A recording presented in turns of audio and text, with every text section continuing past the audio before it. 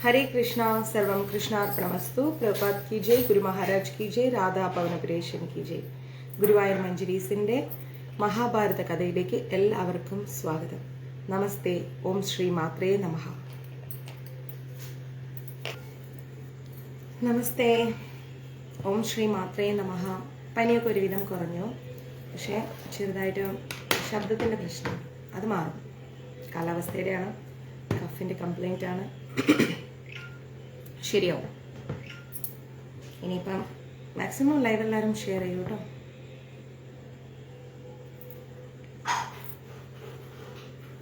ജയ് ശ്രീറാം. അപ്പോൾ maximum live share ചെയ്യുക. പിന്നെ അതുപോലെ എല്ലാവരും സാത്വിക ജീവിതത്തിൽ വരിക.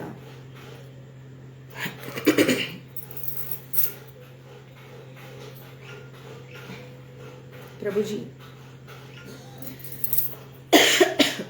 എല്ലാവരും എത്തിയില്ലല്ലോ ക്ലാസ്സിൽ.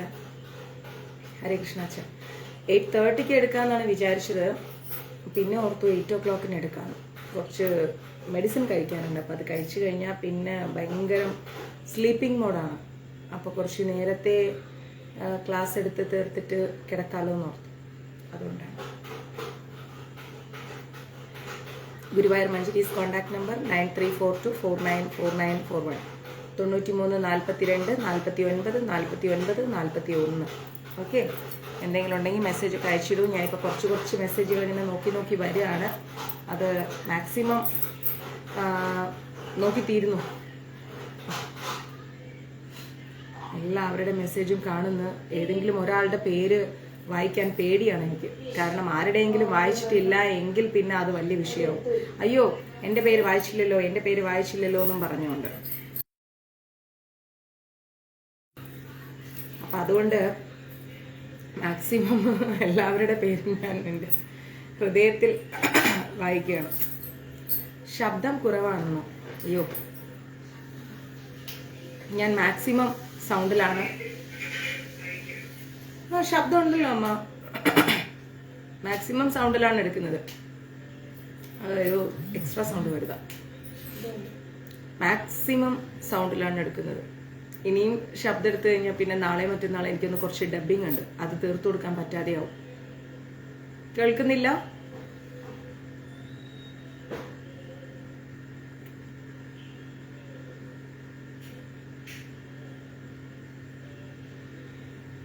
കേൾക്കുന്നുണ്ടോ?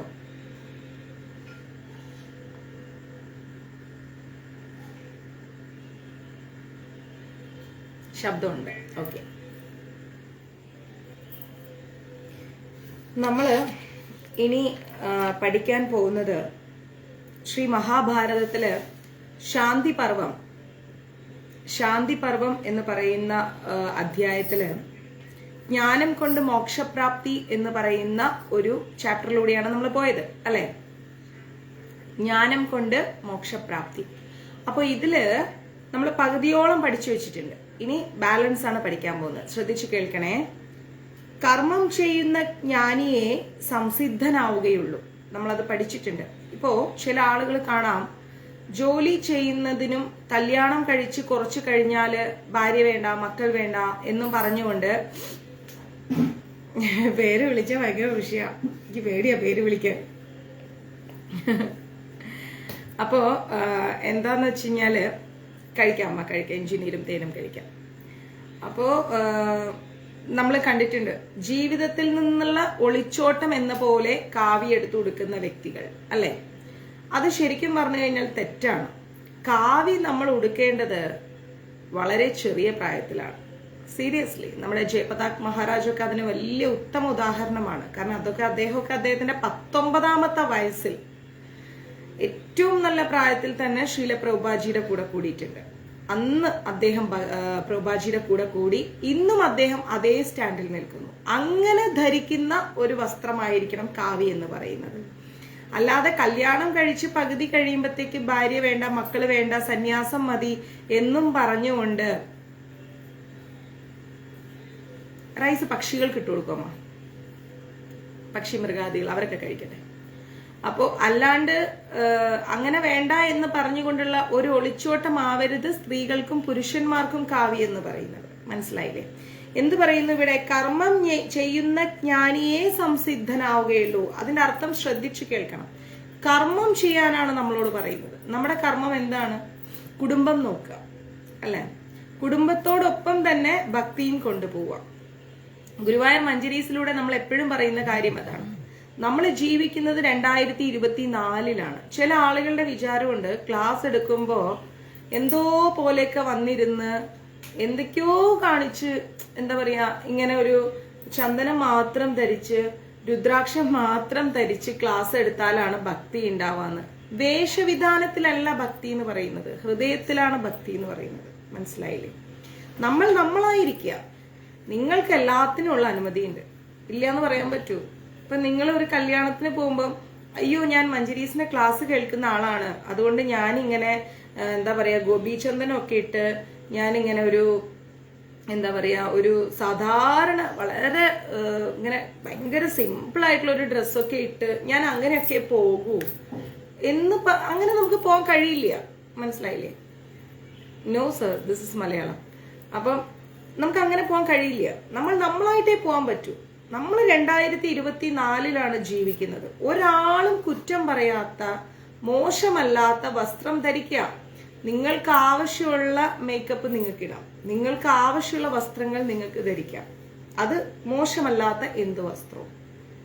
നിങ്ങൾക്ക് ഈ ഭൂമിയിൽ പോസിറ്റീവായിട്ട് തോന്നുന്ന എന്തും നിങ്ങൾക്ക് ഫീൽ ചെയ്യാം. മനസ്സിലാവുന്നുണ്ടോ? അല്ലാതെ ഞാൻ ഈശ്വരനെ പ്രാർത്ഥിക്കുന്ന ഒരാളാണ് എന്ന് പറഞ്ഞുകൊണ്ട് അതിനൊരു പ്രത്യേകം കാറ്റഗറി അങ്ങനെ പോകേണ്ട കാര്യമില്ല. അങ്ങനെ പോകാൻ ഇസ്കോണിലെ പ്രഭുക്കന്മാരുണ്ട്. അവർ വളരെ പെർഫെക്റ്റ് ആയിട്ട് ലൈഫ് മുന്നോട്ട് കൊണ്ടുപോകുന്നവരാണ്. മനസ്സിലായില്ലേ? ആ സന്യാസിമാർ എന്ന് പറഞ്ഞു കഴിഞ്ഞാൽ പെർഫെക്റ്റ് ആയിട്ട് ലൈഫ് കൊണ്ടുപോകുന്നവരാണ്. അവര് കൊണ്ടുപോയിക്കോട്ടെ. നമ്മൾ അതിലേക്ക് തലയിടാൻ പോയി കഴിഞ്ഞാൽ നമ്മൾ കുടുംബത്തിൽ നിന്ന് പുറത്തായി പോകും. ക്ലിയർ അല്ലേ ഞാൻ പറയുന്നത്? ആലോചിച്ച് നോക്കൂ. അപ്പോ നമ്മുടെ ഭക്തി എന്ന് പറയുന്നത് ഹൃദയത്തിലാണ്. ഭഗവാൻ ഇവിടെ പറയുന്നു കർമ്മം ചെയ്യൂ എന്നാണ് പറയുന്നത്. എന്താ നമ്മുടെ കർമ്മം? നമ്മുടെ ഭർത്താവിനെ നോക്കണം, മക്കളെ നോക്കണം, കുടുംബം നോക്കണം, അമ്മായി അമ്മേനെയും അമ്മായി അച്ഛനെയും നോക്കണം, സഹോദരങ്ങളെ നോക്കണം, ഭാര്യയെ നോക്കണം, സുഹൃത്തുക്കളുമായിട്ട് നമ്മൾ അവരോട് ചില കമ്മിറ്റ്മെന്റ്സ് ഉണ്ട്, അത് ചെയ്യണം. സമൂഹത്തിനോടൊരു കമ്മിറ്റ്മെന്റ് ഉണ്ട്, അത് ഫില്ല് ചെയ്യണം. അങ്ങനെ നമ്മുടെ കർമ്മ മേഖല എന്താണോ ആ കർമ്മം നമ്മൾ ചെയ്യണം. മനസ്സിലായില്ലേ? ആ കർമ്മം ചെയ്യാതെ ഞാൻ എല്ലാത്തിൽ നിന്നും മാറി നിൽക്കുന്ന ഒരാളാണ് എന്ന് പറഞ്ഞുകൊണ്ട് 1930കളുടെ ലൈഫ് ഈ 2021 നമുക്ക് നയിക്കാൻ പറ്റൂല. ഒരിക്കലും പറ്റില്ല. നിങ്ങൾ നിങ്ങളായിരിക്കൂ. അങ്ങനെ നിങ്ങൾ നിങ്ങളായിരുന്നു കൊണ്ട് കളിച്ചും ചിരിച്ചും സന്തോഷത്തോടു കൂടി ലൈഫ് എൻജോയ് ചെയ്തിട്ട് ഭക്തി മുന്നോട്ട് കൊണ്ടുപോകും. ആ ഭക്തിക്ക് ഒരു വൃത്തിയുണ്ട്. മറ്റേത് എന്താണെന്നറിയോ? എന്തിനോ വേണ്ടി നമ്മുടെ ഉള്ളിലുള്ള ആഗ്രഹങ്ങളെയെല്ലാം നമ്മൾ ഉള്ളിൽ തന്നെ വെച്ചിട്ട് പുറമെ മറ്റെന്തോ കാണിച്ചു കൂട്ടുന്നത് പോലെ ആയിപ്പോ. അപ്പൊ എന്താ സംഭവിക്കാന്നറിയോ? ഉള്ളിൽ കിടക്കുന്ന ആ ആഗ്രഹങ്ങളെ ഫുൾഫിൽ ചെയ്യാൻ നമ്മൾ വീണ്ടും ജനിക്കേണ്ടി വരും. അതിന്റെ ആവശ്യം നമുക്കുണ്ടോ? ഒരിക്കലും ഇല്ല. നിങ്ങൾക്ക് നല്ലൊരു ഭംഗിയുള്ള ചുരിദാർ ഇടണോ? നിങ്ങൾ വാങ്ങിയിടൂ. നിങ്ങളുടെ കയ്യിൽ പൈസ ഉണ്ടെങ്കിൽ നിങ്ങൾ വാങ്ങിയിടൂ. നിങ്ങൾക്ക് നല്ലൊരു പട്ടുസാരി കൊടുക്കണോ? നിങ്ങളുടെ കയ്യിൽ പൈസ ഉണ്ടെങ്കിൽ നിങ്ങൾ മേടിച്ചു കൊടുക്കൂ. അതിലെന്താ തെറ്റുള്ളത്? നിങ്ങൾ ഗുരുവായൂരപ്പനെ പ്രാർത്ഥിക്കുന്നു, ദേവിയെ പ്രാർത്ഥിക്കുന്നു എന്ന് പറഞ്ഞ് നിങ്ങളോട് അണിഞ്ഞൊരുങ്ങണ്ടെന്ന് ആരും പറഞ്ഞിട്ടില്ല, ഒരു ഗ്രന്ഥത്തിലും പറഞ്ഞിട്ടില്ല. നിങ്ങൾ നിങ്ങളായിട്ട് സന്തോഷമായിട്ടിരിക്കും. പ്രാർത്ഥിക്കേണ്ട സമയത്ത് പ്രാർത്ഥിക്കൂ, ജപിക്കേണ്ട സമയത്ത് ജപിക്കൂ. പിന്നെ നമുക്ക് ഫുഡിൽ കുറച്ച് റെസ്ട്രിക്ഷൻസ് ഉണ്ട്, അത് നമ്മൾ ഹിന്ദുസിനുള്ളതാണ്. അത് നമ്മൾ അതുപോലെ മെയിൻറ്റെയിൻ ചെയ്യും. അതർവൈസ് നമ്മൾ നമ്മളല്ലാതാവേണ്ട ഒരു കാര്യവും ഇല്ല. നമുക്ക് നമ്മളുടെ എല്ലാ ഫ്രീഡത്തോടും കൂടി ഭക്തി പ്രാക്ടീസ് ചെയ്യാൻ നമ്മൾ പഠിക്കണം. മനസ്സിലാവുന്നുണ്ടോ? അല്ലാതെ അയ്യോ ഞാൻ അത് ചെയ്യില്ല കേട്ടോ, ഞാൻ ഇത് ചെയ്യില്ല കേട്ടോ, എനിക്കിത് പറ്റില്ല കേട്ടോ, ഇങ്ങനെയുള്ള റെസ്ട്രിക്ഷൻസ് വേണ്ട. നമ്മൾ കളിച്ചും ചിരിച്ചും ആസ്വദിച്ചും ഭക്തി പ്രാക്ടീസ് ചെയ്യും. എന്തിനോ വേണ്ടി ഏതിനോ വേണ്ടി ഒരു ഭക്തി നമുക്ക് ആവശ്യമില്ല. നിങ്ങൾ എന്നെ ആലോചിച്ച് നോക്കൂ. ഇപ്പോ എന്റെ മുമ്പിൽ ഇപ്പൊ ആരെങ്കിലും വരുമ്പം അയ്യോ മാതാജിയെ കാണാൻ പോവാണ്, അപ്പൊ ഇങ്ങനെ അത് പറ്റില്ല, ഇത് വേണം, അങ്ങനത്തെ ആക്ടിംഗ് ഒന്നും എനിക്ക് ഇഷ്ടമല്ല. നിങ്ങൾ മാന്യമായി നിങ്ങൾക്ക് കംഫർട്ടാന്ന് തോന്നുന്ന വസ്ത്രം ധരിച്ച് നമ്മൾ തമ്മിൽ കാണും, സംസാരിക്കും, നമ്മൾ തമ്മിൽ കളിക്കും, ചിരിക്കും, സുഹൃത്തുക്കളെ പോലെ നമ്മൾ ഇടപെടും, നമ്മൾ നമ്മളായിരിക്കും. അതിനൊരു ആനന്ദമുണ്ട്, ഇല്ലേ? അല്ലാതെയുള്ള ഓവർ ഫോർമാലിറ്റീസിനോട് എനിക്ക് ഒട്ടും താല്പര്യമില്ലാത്ത ഒരാളാണ് ഞാൻ. അങ്ങനെയുള്ള ഓവർ ഫോർമാലിറ്റീസിന് നിന്ന് കൊടുക്കാത്തൊരു വ്യക്തിയാണ്. മനസ്സിലാവുന്നുണ്ട്? നമുക്ക് നമ്മുടെ സ്വാതന്ത്ര്യമുണ്ട്. നമ്മൾ ജീവിക്കുന്നത് 2024-ലാണ്. ആ 2024-ന്റെ എല്ലാ പക്വതയോടും കൂടി നമ്മൾ ഭക്തി പ്രാക്ടീസ് ചെയ്യുക. അതിൽ നമ്മൾ ചെയ്യേണ്ട കർമ്മങ്ങളെല്ലാം കൃത്യമായിട്ട് ചെയ്യാം. അങ്ങനെ അല്ലാന്നാണെങ്കിൽ നമ്മളൊരു ആശ്രമം പോലെ ഒരു പർമ്മശാലയൊക്കെ കെട്ടി നമ്മൾ മറ്റേ ചാണകം മെഴുകിയ തറയിൽ കിടക്കണം. സൂര്യോദയത്തിന് മുമ്പേ നമ്മൾ മുങ്ങി കുളിക്കാൻ അടുത്തൊരു കുളമൊക്കെ ഉണ്ടാക്കി വെക്കണം. എന്നിട്ട് നമ്മൾ അവിടുന്ന് വന്നിട്ട് നമ്മൾ വേറെ പഴയ കാലത്തെ സിസ്റ്റംസ് എന്തൊക്കെയാണ് മഹർഷിമാരുടെ ആ കാലം പോലെ ജീവിക്കണം. നടക്കുന്ന കാര്യമാണോ? നമുക്ക് ഒരിക്കലുമല്ല. ചെയ്യുന്നെങ്കിൽ വൃത്തിയായി ചെയ്യാം, അല്ലെങ്കിൽ ചെയ്യാതിരിക്കാം. നടക്കുന്ന കാര്യമല്ല. അപ്പൊ പരിമിതികളിലൂടെ സന്തോഷത്തോടുകൂടി, ഫുൾ സ്വാതന്ത്ര്യത്തോടുകൂടി, മനതൃപ്തിയോടുകൂടി നമ്മൾ ജീവിക്കുക. അതിൽ ഭക്തി പ്രാക്ടീസ് ചെയ്യുക. കാരണം എന്താണ്? ഭഗവാൻ എന്ന് പറയുന്നത് ആനന്ദം അനുഭവിക്കുന്ന ഒരാളാണ്, ഇഷ്ടപ്പെടുന്ന ആളാണ്. ആ ആനന്ദ ഗോപികമാരൊക്കെ അതീവ സുന്ദരികളായിരുന്നു. ശ്രീമതി രാധാറാണിയും അങ്ങനെയായിരുന്നു. ഭഗവാനെ നമ്മൾ കാണുമ്പോൾ, അല്ലെങ്കിൽ ഭഗവാൻ ഇഷ്ടമുള്ളത് എന്താണോ അതുപോലെ നമ്മൾ ജീവിക്കുക. അങ്ങനെ നമ്മൾ സ്വസ്ഥമായി ജീവിക്കാൻ പഠിക്കും. അല്ലാതെ ഇന്നലെ വരെ ഉണ്ടായിരുന്ന പലതും നമ്മൾ ഉപേക്ഷിച്ചേ ഞാൻ ഇനി വെള്ളയും മാത്രമേ ധരിക്കൂ, ഞാൻ ഇനി രുദ്രാക്ഷമേ ഇടൂ, അങ്ങനെ ഒരു തോന്നൽ ഉൾവിളി നിങ്ങൾക്കുണ്ട് എങ്കിൽ അത് നിങ്ങൾക്ക് കംപ്ലീറ്റ് ആയിട്ട് നിങ്ങളുടെ മനസ്സിന്റെ അടിത്തട്ടിൽ നിന്ന് പൂർണ്ണമായി വന്നൊരു സംഭവമാണ്, ഒരു ഒളിച്ചോട്ടമല്ല എങ്കിൽ മാത്രം നിങ്ങൾ അങ്ങനെ ജീവിക്കൂ. കാണാം മാതാജി. അങ്ങനെയല്ല എങ്കിൽ മാത്രം നിങ്ങൾ അങ്ങനെ ജീവിക്കും. ചില വ്യക്തികളുണ്ട്, ഇപ്പോ ഞാൻ മൂകാംബികയിൽ പോയപ്പോ ഞാൻ തീരുമാനിച്ചു ഇനി ഞാൻ ഈ മാലയെ ഇടൂ. ഏതെങ്കിലും സാഹചര്യത്തിൽ എനിക്ക് മാറ്റേണ്ടി വന്നാൽ ഓക്കെ, അതർവൈസ് എനിക്കിനി ദേവിയുടെ ഈ മാല തന്നെ വേണം, ഇത് മതി എന്ന് ഞാൻ മനസ്സിൽ വിചാരിച്ചു. പക്ഷെ എവിടെയെങ്കിലും എന്തെങ്കിലും മേജർ ഫംഗ്ഷൻസിനൊക്കെ പോകുമ്പോൾ ചിലപ്പോൾ ചേഞ്ച് ചെയ്യേണ്ടി വരും. അതർവൈസ് ഇത് മതി എനിക്ക് എന്ന് ഞാൻ ചിന്തിച്ചപ്പോൾ ഞാൻ എൻ്റെ കഴുത്തിലിരുന്ന മാലയെടുത്ത് മാറ്റിവെച്ചു. ഞാൻ പിന്നീട് അങ്ങോട്ടേക്ക് ഇതിടാൻ ഞാൻ പൂർണ്ണമായി മനസ്സുകൊണ്ട് ഉറപ്പിച്ചു. അപ്പൊ അതേപോലെ ഒന്നിനും വേണ്ടിയിട്ട് നമ്മൾ മാറ്റരുത്. നമ്മൾക്ക് ഉള്ളിന്റെ ഉള്ളിൽ ഇഷ്ടം തോന്നുന്നു എങ്കിൽ നമുക്ക് ചേഞ്ച് ചെയ്യാം. മനസ്സിലാവുന്നല്ലോ? അതർവൈസ് ഇങ്ങനെ ആയിരിക്കണം എന്ന് വിചാരിച്ചിട്ട് നമ്മൾ മാറാൻ പോകരുത്. അത് തെറ്റാണ്. അപ്പൊ എന്ത് ചെയ്യാ? കർമ്മം ചെയ്യുന്ന ജ്ഞാനി, നമ്മൾക്ക് ചില ഉത്തരവാദിത്തങ്ങളുണ്ട്. ആ ഉത്തരവാദിത്തങ്ങൾ ചെയ്യുന്ന വ്യക്തി മാത്രമാണ് സംസിദ്ധനാവുകയുള്ളൂ. അല്ലാത്ത വ്യക്തികൾ എന്താവില്ല? പൂർണ്ണമാവില്ല. ജ്ഞാനം നേടുവാനും കർമ്മം ചെയ്യണമല്ലോ, വേണ്ടേ? ഒരറിവ് നമ്മൾക്ക് ലഭിക്കണമെങ്കിൽ നമ്മൾ എന്ത് ചെയ്യണം? കർമ്മം ചെയ്യണം.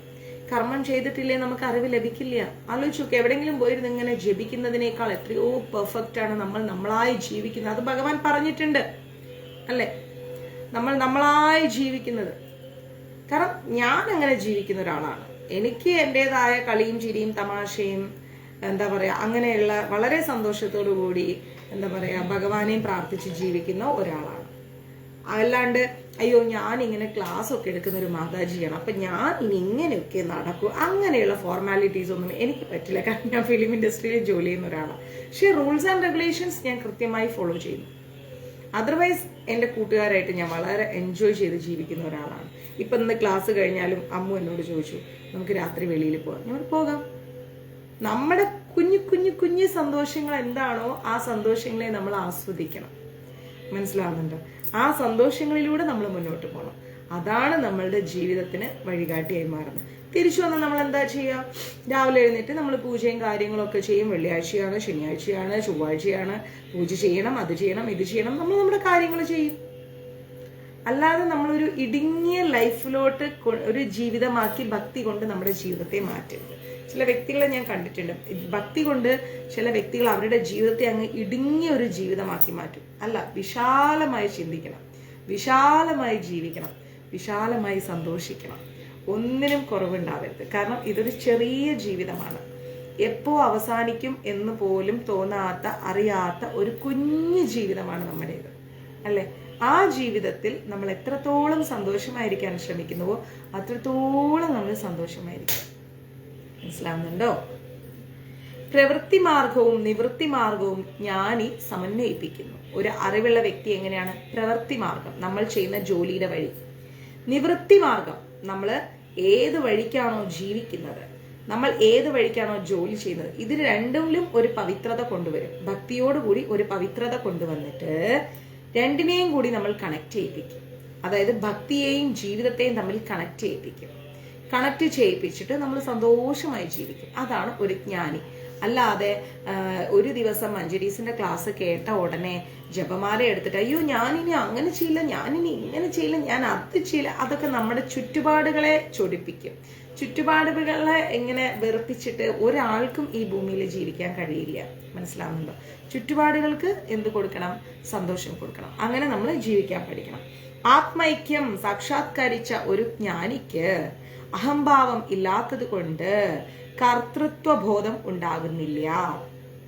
ആത്മൈക്യം സാക്ഷാത്കരിച്ച ഒരു ജ്ഞാനിക്ക് നമ്മൾ ഇങ്ങനെയാണ് ഭഗവാൻ, ഇതാണ് ഭഗവാൻ. ഭഗവാൻ നമ്മളിൽ നിന്ന് ആഗ്രഹിക്കുന്നത് നിഷ്കാമമായിരിക്കുന്ന ഒരു പ്രേമമാണ്, ഒരു ഭക്തിയാണ് എന്ന മനസ്ഥിതിയോടുകൂടി നമ്മൾ ഈശ്വരനെ പ്രാർത്ഥിച്ച് മുന്നോട്ട് പോവുകയാണെങ്കിൽ ആ ജ്ഞാനിക്ക്, ആ വ്യക്തിക്ക് അഹംഭാവം ഉണ്ടാവില്ല. ചില ആൾക്കാർ പറയുന്നത് കേൾക്കാം, എനിക്ക് നിങ്ങളെക്കാൾ മുമ്പേ ഗുരുവായൂരപ്പനെ അറിയാം, നിങ്ങളൊന്നും പറഞ്ഞു തരണ്ട. ഈ ചാൻഡിങ് ബോക്സ് മഞ്ജരീസിലുണ്ട്. അപ്പോ എനിക്കതറിയാം. ഞാൻ പണ്ട് മുതലേ അമ്പലത്തിൽ പോകുന്ന ആളാണ്, ഞാൻ പണ്ട് മുതലേ ഇത് ചെയ്യുന്ന ആളാണ്, ഞാൻ അങ്ങനെ ചെയ്യുന്ന ആളാണ്, ഞാൻ ഇങ്ങനെ ചെയ്യുന്ന ആളാണ്. അതിലൊന്നും കാര്യമില്ല. എങ്ങനെ ചെയ്യുന്നു എന്നല്ല, എന്ത് ചെയ്യുന്നു എന്നുള്ളതാണ് കാര്യം. മനസ്സിലാവുന്നുണ്ടോ? ചിലപ്പം 16 മാല ചൊല്ലുന്ന ഒരാൾക്ക് ഒരു മഹാമന്ത്രം പോലും ശ്രദ്ധയോടുകൂടി അവർ ചെയ്യുന്നുണ്ടാവില്ല. അപ്പൊ നമ്മൾ എന്താ ചെയ്യേണ്ടത്? ചെയ്യുന്ന പ്രവൃത്തികൾ എന്തായാലും ശ്രദ്ധയോടുകൂടി ചെയ്യുക. അല്ലാതെ പ്രായത്തിന്റെ അടിസ്ഥാനത്തിലോ ഒന്നുമല്ല നമ്മൾ എന്ത് ചെയ്യേണ്ടത്? ഭക്തനാണ് അല്ലെങ്കിൽ ഭക്തയാണ് എന്നുള്ള ഒരു വേർതിരിവ് കാണിക്കേണ്ടത്. അങ്ങനെയാണെങ്കിൽ പ്രഹ്ലാദ് മഹാരാജ് എത്രയോ ചെറിയ കുട്ടിയായിരുന്നു, അല്ലെ? എത്രയോ ചെറിയ കുട്ടിയായിരുന്നു. പ്രഹ്ലാദ് മഹാരാജിനെ പോലെ ഒരു ഭക്തൻ ഉണ്ടോ എന്ന് ചോദിച്ചാൽ ഇല്ല. അദ്ദേഹത്തിനേക്കാൾ മുൻപേ ഉണ്ടായിരുന്ന ഏജുള്ളവരൊക്കെ ഇല്ലേ? അപ്പൊ നമ്മൾ ചെയ്യുന്ന പ്രവൃത്തി അല്ലെങ്കിൽ നമ്മൾ ചെയ്യുന്ന ആ ഭക്തിയുടെ ഡെപ്ത്, അത് വെച്ചിട്ടാണ് ഒരു വ്യക്തിയുടെ ഭക്തിയെ നമ്മൾ അളക്കേണ്ടത്. ഓക്കെ, അങ്ങനെയുള്ള ഒരു വ്യക്തിക്ക് ഒരിക്കലും ഞാനെന്ന ഭാവം ഉണ്ടാവില്ല, അഹങ്കാരം ഉണ്ടാവില്ല. ഓക്കെ, നിങ്ങളെ കൊണ്ടാവുന്നത് നിങ്ങൾ ചെയ്തു, നമ്മളെ കൊണ്ടാവുന്നത് നമ്മൾ ചെയ്തു. ഇപ്പോ ഞാൻ ക്ലാസ് എടുക്കുന്ന പോലെ ആയിരിക്കില്ല മറ്റുള്ളവർ ക്ലാസ് എടുക്കുന്നത്. ഈവൻ സ്വസ്തിക ക്ലാസ് എടുക്കുമ്പോൾ വേറെ രീതിയിലായിരിക്കും എടുക്കുന്നത്, ഞാൻ മഞ്ജരീസിലെടുക്കുമ്പോൾ വേറെ രീതിയിലായിരിക്കും എടുക്കുന്നത്. രണ്ടും ഇഷ്ടപ്പെടുന്ന പ്രേക്ഷകരുണ്ടാവും, കണ്ടോളൂ. അതിലെന്താ തെറ്റുള്ളത്? നമ്മൾക്ക് നമ്മുടേതായ സ്വാതന്ത്ര്യങ്ങളുണ്ട്. ഈ ഭൂമണ്ഡലത്തിലുള്ള സകലതും എന്നെ കൊണ്ട് പറഞ്ഞു തീർക്കാൻ കഴിയില്ല. ഞാൻ പറയുന്നതായിരിക്കില്ല ചിലപ്പോൾ മറ്റുള്ളവർ പറയുന്നത്. അപ്പം ഞാൻ പറയാത്ത കാര്യങ്ങൾ മറ്റുള്ളവർ പറയുന്നുണ്ടെങ്കിൽ അത് കേൾക്കാനുള്ള സ്വാതന്ത്ര്യം നമുക്കുണ്ട്. ആലോചിക്കേ ഇല്ലേ?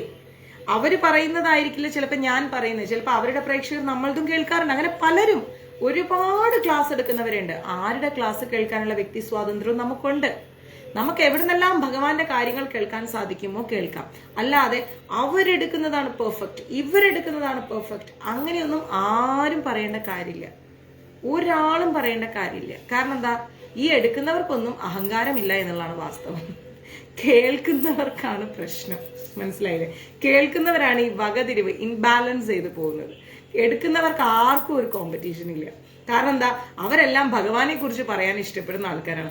ഭഗവാനെ കുറിച്ച് പറയാൻ കിട്ടുന്ന അവസരങ്ങളെല്ലാം അവർ പറയുന്നു. കേൾക്കാൻ എത്ര പേരുണ്ടെങ്കിലും ഇല്ലെങ്കിലും അവർ പറഞ്ഞുകൊണ്ടേയിരിക്കും. അതാണ് അതിന്റെ വ്യത്യാസം. മനസ്സിലാവുന്നുണ്ടോ? അപ്പൊ നമ്മൾ എന്താ ചെയ്യേണ്ടത്? നമുക്ക് എവിടെ നിന്നൊക്കെ ഭഗവാന്റെ കാര്യങ്ങൾ കേൾക്കാൻ പറ്റുമോ അതെല്ലാം കേൾക്കുക. എത്രത്തോളം പറയാൻ സാധിക്കുമോ അത്രത്തോളം പറയുക. അല്ലാതെ അതിൽ ഒരു വേർതിരിവ് കാണാൻ ഒരിക്കലും ശ്രമിക്കരുത്. അത് തെറ്റാണ്, ചെയ്യാൻ പാടില്ല, ഒരിക്കലും പാടില്ല. അങ്ങനെ ചെയ്യുമ്പോൾ എന്താ ഉണ്ടാവുക അറിയോ? ഭഗവാനെയാണ് അവർ വേർതിരിച്ച് കാണുന്നത്, അല്ലാതെ പറയുന്ന വ്യക്തികളെ അല്ല. ഭഗവാന്റെ നാമം ആര് എങ്ങനെ എപ്പോ ഏത് രീതിയിൽ പറയണമെന്ന് ഭഗവാൻ തീരുമാനിച്ചതാണ്, നമ്മൾ തീരുമാനിച്ചതല്ല. മനസ്സിലാവുന്നുണ്ടോ? നമ്മൾ ആരും തീരുമാനിച്ച കാര്യമല്ലത്, ഭഗവാൻ തീരുമാനിച്ച കാര്യമാണ്. അപ്പൊ ഭഗവാൻ തീരുമാനിച്ച കാര്യം ഭഗവാനാണ് ഓരോരുത്തരെ കൊണ്ട് പറയുന്നത്. അല്ലാതെ നമ്മൾ ഒരിക്കലും ആ പറയുന്നവരെ തമ്മിൽ ഒരു ഇൻബാലൻസ് ചെയ്തൊരു സ്റ്റാൻഡിൽ നിർത്താൻ നമ്മൾ ആരുമല്ല. അപ്പൊ നമ്മൾ മനസ്സിലാക്കണം. അതുകൊണ്ട് പ്രവൃത്തി ചെയ്യുന്നുണ്ടെങ്കിലും അത് നിവൃത്തിക്ക് തുല്യമാണ്. അങ്ങനെ എടുക്കുന്നവർക്ക് ആർക്കും അഹങ്കാരം ഉണ്ടാവില്ല. ഭഗവാനെ അറിയുന്നവർക്ക് അഹംഭാവം ഉണ്ടാവില്ല. അവരുടെ വാക്കിൽ നിന്ന് നമുക്ക് മനസ്സിലാക്കാൻ പറ്റും ഇവര് കൃത്യമായി ഭഗവാനെ അറിയുന്നവരാണോ അല്ലേ എന്നുള്ളത്. അഹംഭാവത്തോടുകൂടി, ഞാനെന്ന ഭാവത്തോടുകൂടി സംസാരിക്കുന്ന ഒരു വ്യക്തിയെ കണ്ടാൽ അപ്പം മനസ്സിലാക്കണം ഇത് വെറും വാചാലതയാണ്, ഇവര് ഭഗവാനെ അറിയാതെയാണ് സംസാരിക്കുന്നത്. ക്ലിയർ? മനസ്സിലായോ? ഇനി എന്താ പറയുന്നത്? പ്രവൃത്തി നിവൃത്തികളുടെ ഭേദഭാവം അജ്ഞാനികളിൽ മാത്രമേ ഉണ്ടാവൂ. അറിവില്ലാത്തവരിലാണ് ഈ പറയുന്ന ഇൻബാലൻസ് ചെയ്തിട്ടുള്ള സംസാരങ്ങൾ ഉണ്ടാവുന്നത്, അഹങ്കാര ബോധം ഉണ്ടാവുന്നത്. ഓക്കെ, വിദ്യാവിനയ സമ്പന്നേ ബ്രഹ്മണേ ഗവിഹസ്തിനി ശൂനി ചൈവ ശ്വാപകേ ച പണ്ഡിതാ സമദർശിനെ എന്ന് വെച്ചു കഴിഞ്ഞാൽ ഒരു ജ്ഞാനി, മനസ്സിലാവുന്നുണ്ടോ, ഒരു അറിവുള്ള വ്യക്തി, ഒരു ജ്ഞാനി വിദ്യാഭിജാതിത്വമുള്ള വിപ്രനിലും പശുവിലും ആനയിലും നായിലും നായാടിയിലും സമദൃഷ്ടിയുള്ളവനായിരിക്കും പറയുന്നത്. മനസ്സിലാവുന്നുണ്ടോ? സമദൃഷ്ടിയുള്ളവനായിരിക്കും. കാരണം എന്താ? ഒരു ജ്ഞാനി, ഒരു അറിവുള്ള വ്യക്തി എങ്ങനെയാണെന്നറിയാമോ? വിദ്യാധിജാതിത്യമുള്ള വ്യത്യസ്തമായിരിക്കുന്ന ജാതിയിൽപ്പെട്ട വിപ്രനിലാണെങ്കിലും ശരി, പശുവിലായാലും ശരി, ആനയിലായാലും ശരി, നായയിലാണെങ്കിലും ശരി, നായാടിയിലായാലും ശരി, ഒരുപോലെ കാണും. അവരിൽ ഒരു വ്യത്യസ്തത കാണാൻ ഇഷ്ടപ്പെടില്ല ഒരു ജ്ഞാനി. ഒരു അറിവുള്ള വ്യക്തി ഒന്നിലും വ്യത്യസ്തത കാണില്ല. കാരണം എന്താ?